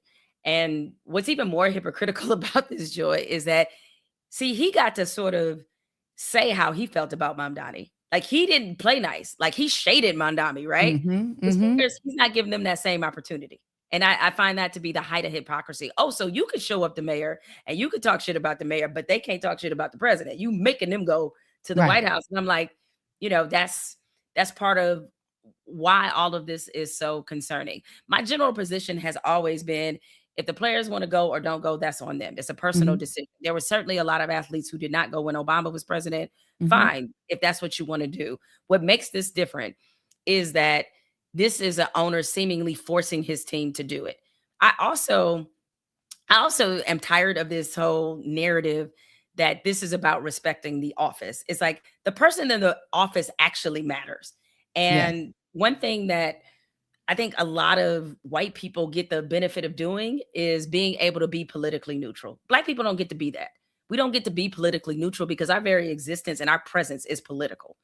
And for them to, a lot of them to reduce this to, oh, it's just the White House, it's just the office, it's not that.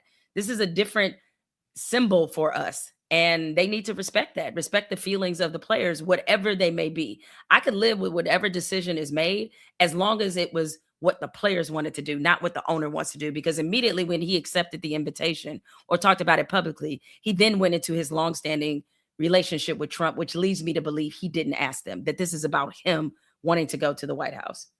Yeah, and the office that we're being asked to respect built a cage on the grounds of the White House for people to do a blood sport in, not, a sort of very American old sport like boxing that people kind of all, that goes back, it has some history, but a relatively new sport that has a niche audience that is not the American mainstream at all.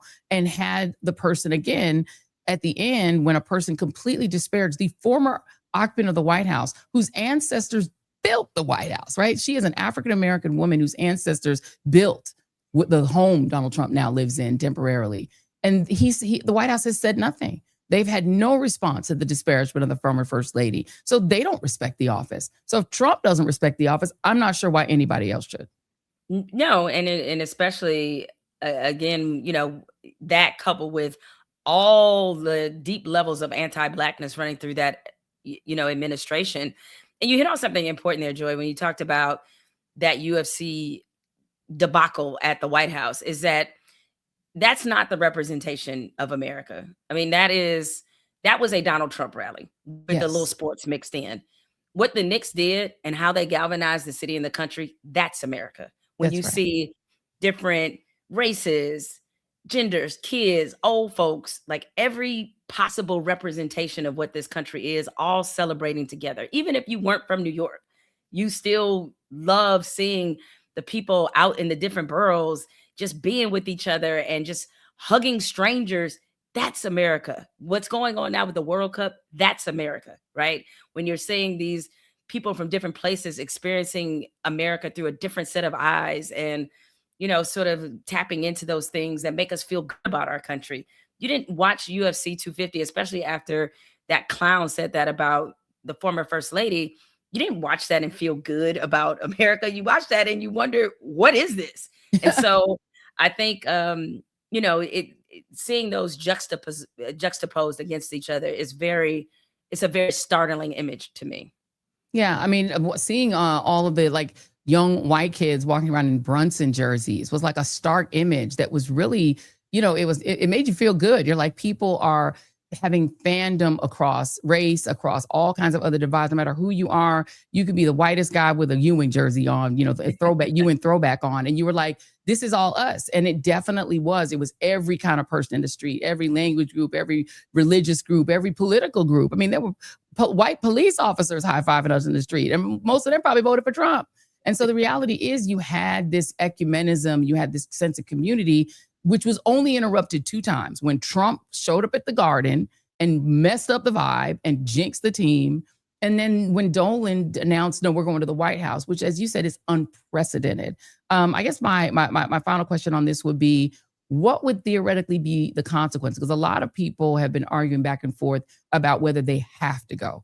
They have contracts. These people work under, this is not slavery anymore. They are not owned, even though he's called an owner, which I hate that title. But do their contracts require them to go if they don't want to? No, and even more so, I think it's spelled out in the collective bargaining agreement that they do not have to do this. So they have, legally, Dolan doesn't have any teeth there. He has nothing to stand on. He cannot force them to actually go. Because if he tried to, this would be a major, the Players Association would be glad to step in and make a big deal out of this, but he wouldn't do that. But there's sort of the other consequences, which I mentioned, is at a time where they're supposed to be celebrating, suddenly all the questions are about, well, why didn't you go to the White House, or why did you go to the White House? And that's just like another layer of nonsense that they don't really want to deal with, especially since everything that should be written and said about them should be in celebration and reflecting on the joy that they brought the city. And that kind of takes away from that. Jalen Brunson isn't going to be traded if he decided not to go or anything like that. But you know, Dolan is petty. That's the thing. It's like he's a petty dude. And while I don't think he could openly necessarily retaliate, but I think it's one of those things you got to look ahead and think about next season where they're defending this title. And I can only imagine the bad vibes that's going to throw around this team if this becomes a wedge issue in that locker room or in that organization where the owner is forcing their hands to do something that they don't want to do. That's not the spirit, and that's not the tone that you want to take into next season. I mean, and I'm sure they probably plan it if it goes through. They probably try to plan it around a time where they were in DC, maybe playing the Wizards, or if it was an off day. But that kind of thing is going to put a layer of stink over this team that I'm sure they do not want to deal with. And as I said, you know, listen, I know that in New York City, it's certainly, you know, they could do whatever. And like New Yorkers are going to love them because of the championship that he just brought. But I don't think they want any kind of universe where every night on Fox News, they're talking about why the team didn't go, or, you know, like they don't want to be used as a photo optic either, to where people can point to the photo and see Black people really do like Trump. Like they don't want that part either. So that's why it was dumb of James Dolan to even make that announcement, and presumably what looks like before he had a discussion with his team. Because what led me to believe he didn't is when OG Anunoby and Josh Hart, they were asked at the parade, they were talking to some fans about whether or not they plan to go to the White House, and they just straight up ignored the question, which leads me to believe this was not discussed. Was not discussed. Okay, before I let you go, I mean, and look, they can't say, well, because New York, Trump is from New York. Fox News is from New York. Fox News is literally based in Rockefeller Plaza. Right. So Fox News is from New York. That don't mean Black people are for Fox News either. That does not mean anything. Exit question before I let you go. Let's do real quick on the World Cup. Has there been a dampening effect that you've been able to see and cover? You know, the Trumpy World Cup feels like dangerous to me for brown and Black players to come here and try to, you know, some have not been able to come, some brown and people coming from the Middle East or from certain African countries, some goalies have been told you can't come. Or some officials have been told you can't come. Has there been a dampening effect on the matches? I think there's been some times. I mean, when you look at what happened with the Somalian referee, for example, who found themselves in the crosshairs of this administration for no fault of his own. But if anything, I think the World Cup overall has pointed out the hypocrisy of this administration and this hardline immigration stance. Look at the makeup of the American World Cup team, and who's been the main goal scorer, is an immigrant. Okay. And so there is, and then just seeing, again, you know, how people have treated the fans and the players from other countries, especially the fans. I mean, you have Bosnians rolling through the heart of Inglewood. Yes. You know, doing their sort of fan warm up, or, you know, their fan rituals, doing that in these major enclaves. You got, you know, folks hanging out in Houston. You know, you had a lot Kansas of people. City. We're thinking Kansas City the other night. I'm like, at all these Black players, both teams were full of Black people, and they're rolling through Kansas City. I mean, it's been beautiful to see that mixing and melding of culture. And it gives me hope that despite the dangerous and very dehumanizing language that we have used around immigrants, that isn't taking root just based off how we've been treating the people who have been here. So if anything, it showed the brightness of America. And my hope is that people kind of want that to continue, that doesn't just have to be around a sporting event, is that Donald Trump doesn't have to define how we act in this country or how we behave or what we consider to be important. He is not the arbiter of that. We are. And so I hope this is a reminder to people that he doesn't define who we are as Americans. Beautifully said, of course. Jemele Hil. See, you have to talk to an expert, y'all. You got to get somebody that knows. Look, I know your inclination, Joy, was to call Tiffany Cross first, because that's the foremost. Well, she is a sports expert. She's a sports expert. She's a sports expert. To fill in for I her. resisted the urge to call Tiffany Cross, but I said, you know what? If it can't be Tiffany, if I can't get a sports expert, let me go ahead and call Jemele. Our love is Jemele Hil. Thank you so much, good sister. I appreciate Take care. All right. Happy World Cup to all. And it is amazing. The World Cup teams are so very Black. And it is interesting because they're all made up of immigrants. Like even African immigrants are in every country. It's just an interesting thing.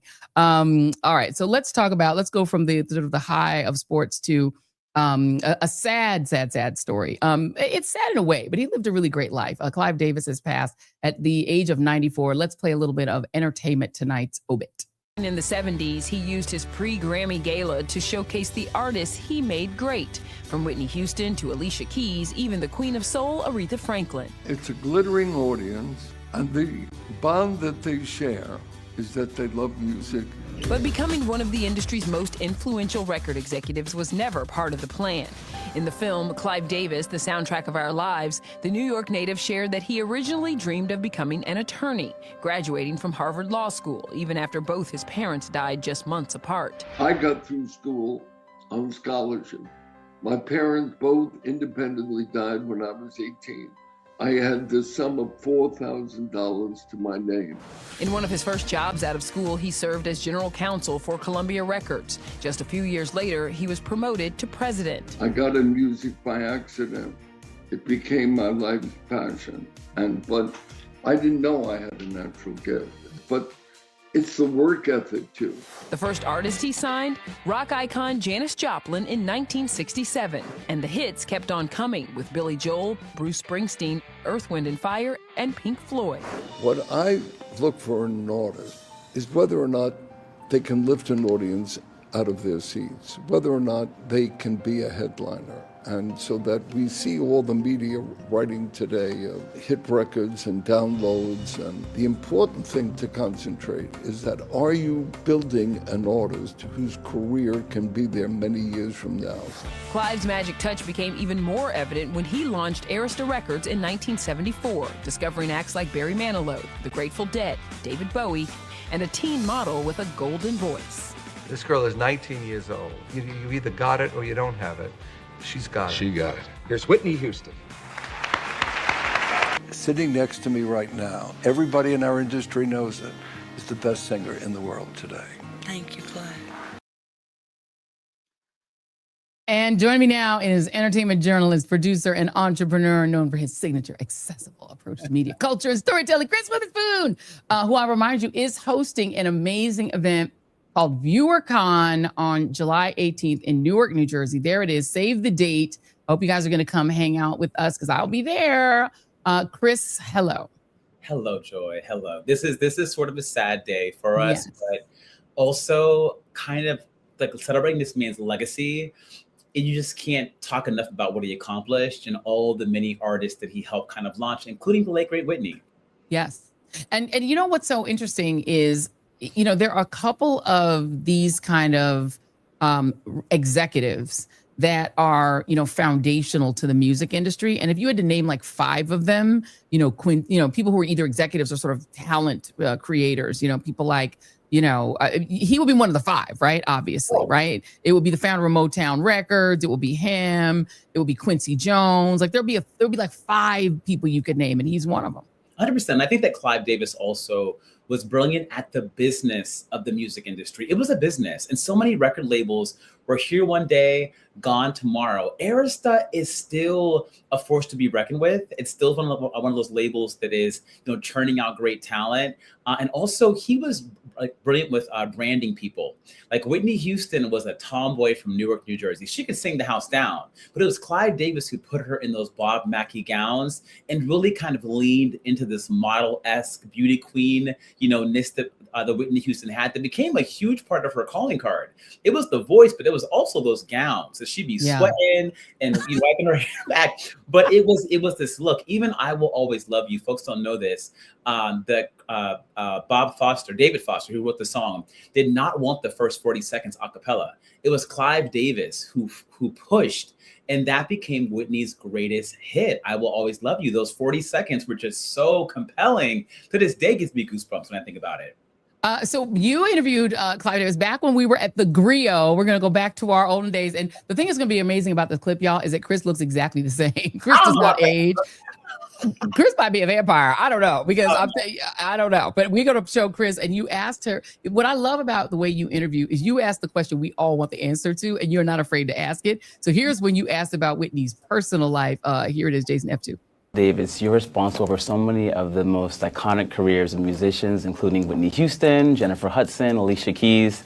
You were out with this new book, The Soundtrack of My Life, and it's getting really good reviews. Did you anticipate that this book would be selling off shelves like this and have everyone talking like it is? Whether it's my book or whether it was the records of artists, you never anticipated. I mean, I wait, for the news. I take nothing for granted. So for this book, my autobiography, I have the same attitude, but I'm gratified, I'm thrilled at this weekend's news. In the book, you touch on rumors about Whitney Houston having, an affair with her assistant, Robin, and possibly struggling with her sexuality. Did she ever talk to you about that, or do you think that Whitney was struggling with her sexuality? As I saw Whitney, and you keep your personal life to a separate side, I really saw her in brief relationships with men. I mean, I do write about that she did have an interim relationship with Jermaine Jackson when he was separated. I know other boyfriends, when I say without, I know that she went out with Eddie Murphy for a while until she married Bobby Brown, so that I only knew of Robin as her assistant, someone she grew up with when she was a teenager, and just knew the heterosexual side of Whitney. The heterosexual side of Whitney, which was an answer in and of itself. Well, I wanted to play the whole start of that just so y'all can see. Chris leads with the kindness and goes immediately to the controversy. Like literally the first.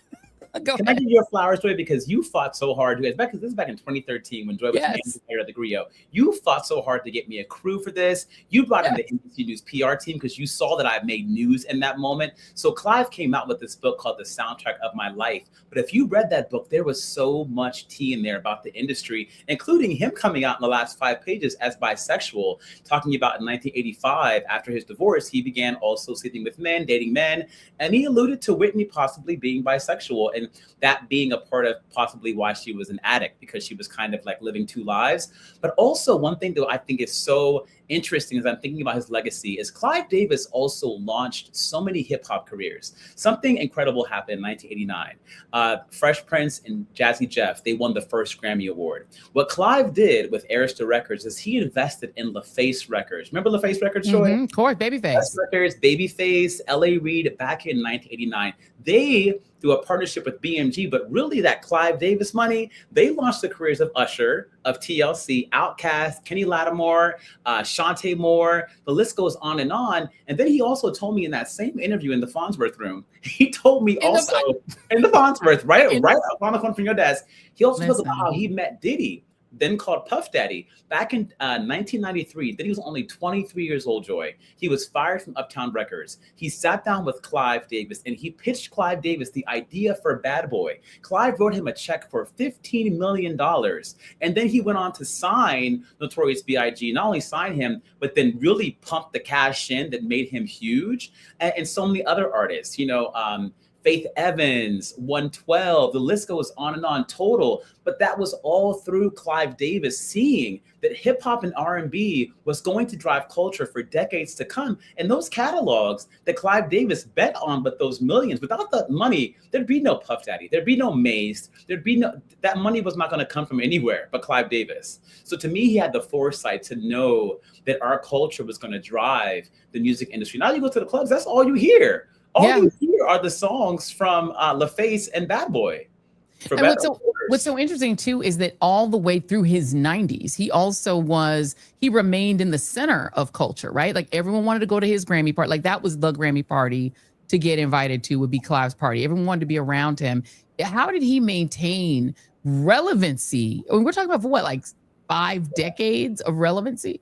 Joy, I think to your point when you were listing off the folks that are kind of titans of the industry, Clive Davis was that guy. Even he discovered Whitney at 51. He wasn't a young man. When I interviewed him, he was 80, but he still, he had the power, he had the capital to back these artists and producers, like Dallas Austin. All these guys owe Clive Davis, he's the one that kind of poured in their careers. And it's ironic that we started out talking about Whitney Houston. It was at Clive Davis's birthday party, his big Grammy party, that Whitney Houston died. It was February 7th, 2012. Right. You called me and you said, Chris, you have to go on TV because we're going to own this story for the Griot. She was in a bathtub in a hotel room getting ready to go down to Clive Davis's Grammy party. She was not performing, but it was one of those things, if you didn't go and kiss the ring, you might not work for the next 5 years, because Clive Davis ran the music industry.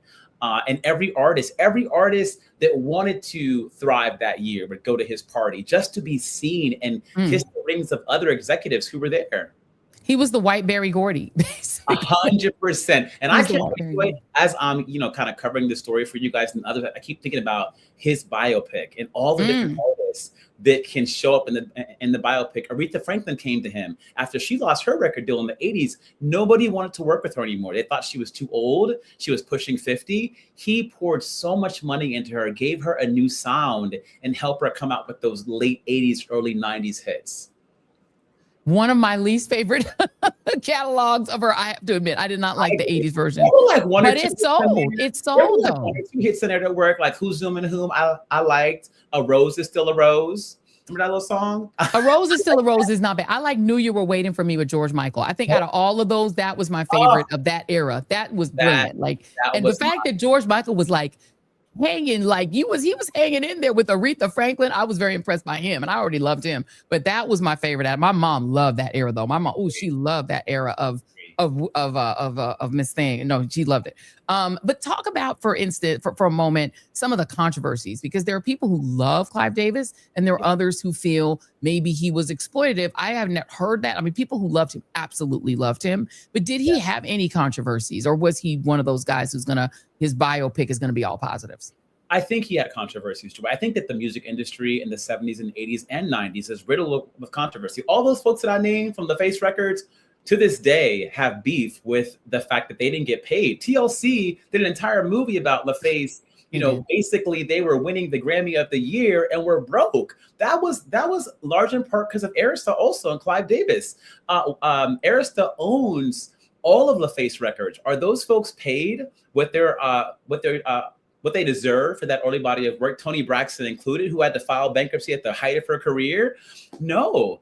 Even Puffy and Bad Boy Records, there have been so many stories of these artists who are kind of functionally broke, and they made all this money for Arista and for Bad Boy, because it was 50-50 until Puffy bought him out in 2003. It was a 50-50 split. So all the great songs in the 90s, Clive Davis is printing money from Mace, Notorious B.I.G., Faith Evans. Those artists weren't getting their checks. They weren't getting what they deserved. They weren't getting the equity in their music that they should be getting. And a lot of artists now have learned, and they're doing deals very differently because of the cautionary tale of Clive Davis and others. That's the bittersweet story of the music industry of the 80s and 90s, unfortunately. He reminds me, and to go back to a sports analogy, of like a Customato, right? Who is creating fighters that are champions, but not necessarily paying attention to their sort of moral development and not making sure that they're not, with him, as much as he clearly loved Whitney, there seemed to be a blind eye to what was happening with her and drugs, what was happening with Diddy, obviously, and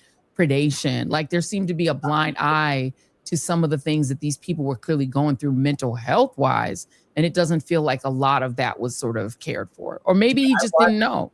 I watched the interview that we did back in 2013, the full thing, and he talked about how he'd be at the clubs with Puff Daddy, as he called him, or Puffy, and he was like, I was like Mr. Magoo. Like, literally, he said, I was like Mr. Magoo, and I was around literally some real gangster stuff that was happening. I was with Notorious B.I.G. I was with Craig Mack. I was there, and he was like, I had no security, and nothing happened to me. People were getting shot in front of the clubs, I was kind of making it out, and I think a lot of it was the fact that people were protecting him because they knew that Clive Davis could find the money that they needed. He knew how to speak to the purse holders, the purse string holders, and the suits, and get these folks, especially the powers that be like Diddy and L.A. Reid and others, what they wanted so that they could stay, balling, though it might not benefit the artists. Yeah. And then let me close by talking about kind of his social life. And we're going to, our moment of joy is going to relate to this, is that he cultivated friendships and relationships that go through his 94 years of life that I think are actually it's kind of touching how much people adored this man. And I don't know if it was purely affection or, like you said, he's the guy, you got to be around him. But I know some people who have been to his parties and couldn't do without him. Like he had these lifelong relationships that were within the industry that can be a very sometimey industry. People weren't sometimey with him. Yeah, no, they weren't. And I feel like it's funny when I met with Clive at the Farnsworth at like 8 a.m. on a Tuesday. I should have been nervous and I wasn't. There was something about sitting down with him. And we had a full half an hour. He only had one assistant with him. In my mind, I'm like, oh my God, the stories that you have, the artists that you worked with.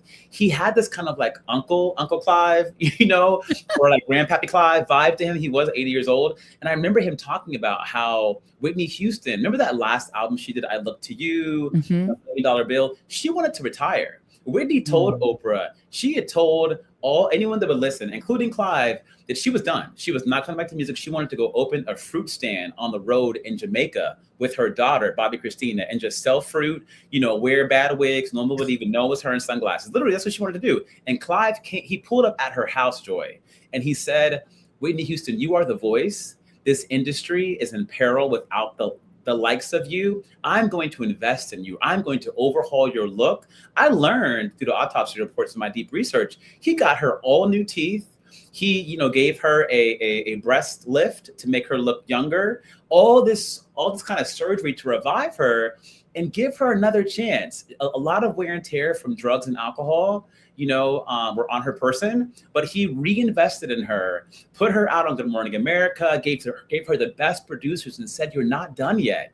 And some of those final songs to this day are still these beautiful love letters to her fans, people like me who still loved her. He even, tried to help her find money for Sparkle, that last film she went to. Yes. I've even helped her find money for that film as an EP and star in that movie. So I think his heart was in the right places when it counted. Yeah. And, that era, the 80s and 90s, I think there's never been another sort of, at least modern era of stars at that level. And I think part of it was how inaccessible stars were. Something has changed when people can tweet directly at a celebrity. You know what I mean? Like back then they were these untouchable, and the level of those stars, the Michael Jacksons, the Princes, the Aretha Franklins, the Whitney Houstons, it just feels like it was so different, right? Like a Michael Jackson, you can't imagine saying anything to Michael Jackson, and now they're just sort of everywhere. But I do think that was an era that was very special, particularly for Black music. I mean, your producer, I'm so jealous. She told me on text that she worked for Arista. She interned back in the year 2000. Yeah. And like that and the years before that were the golden era of music. Like those were the years, but those stars, they were our North Star. They helped us understand, in many ways. I'll never forget when Prince died. I was on CNN, a brief stint there. And I read a tweet on the air. It was the day he died. And like I'm on with Don Lemon and Brooke Baldwin.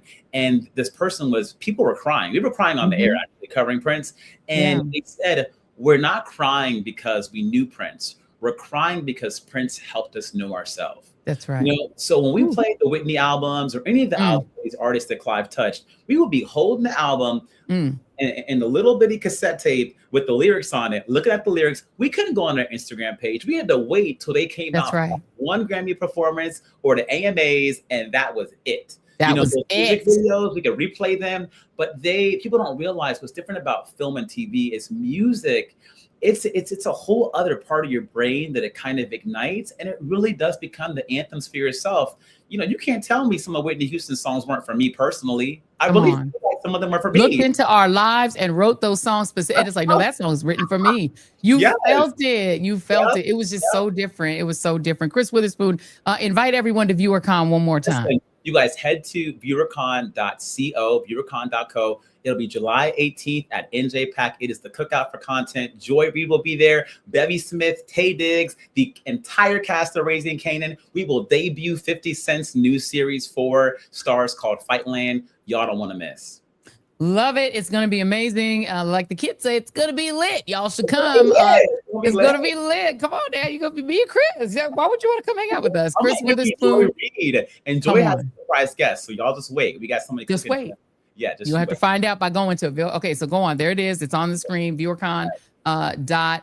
Co. So go ahead and come. Thank you, Chris Witherspoon. Appreciate you. Love you.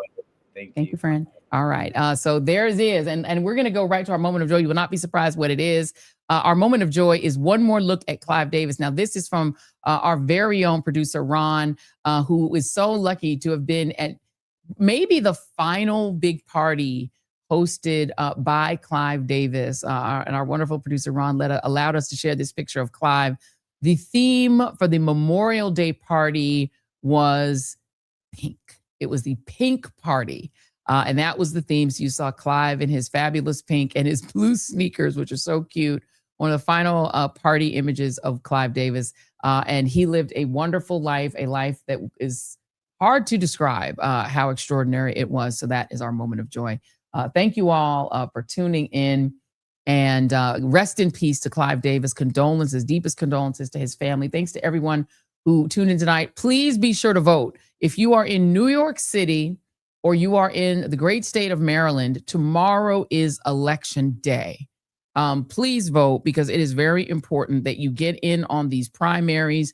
Do not wait until the general election comes along and then you're saying, oh man, it's going to be the lesser of two evils. Don't leave it to the lesser of two evils. Because if you wait, then you're stuck with whatever you get in November. Please vote. If you're in Maryland, or if you're in New York City, or if you're in South Carolina, your runoffs are tomorrow. Or if you are in Utah, your primaries are tomorrow for the Democratic and Republican Party. Vote, vote, vote, vote, vote, vote, vote.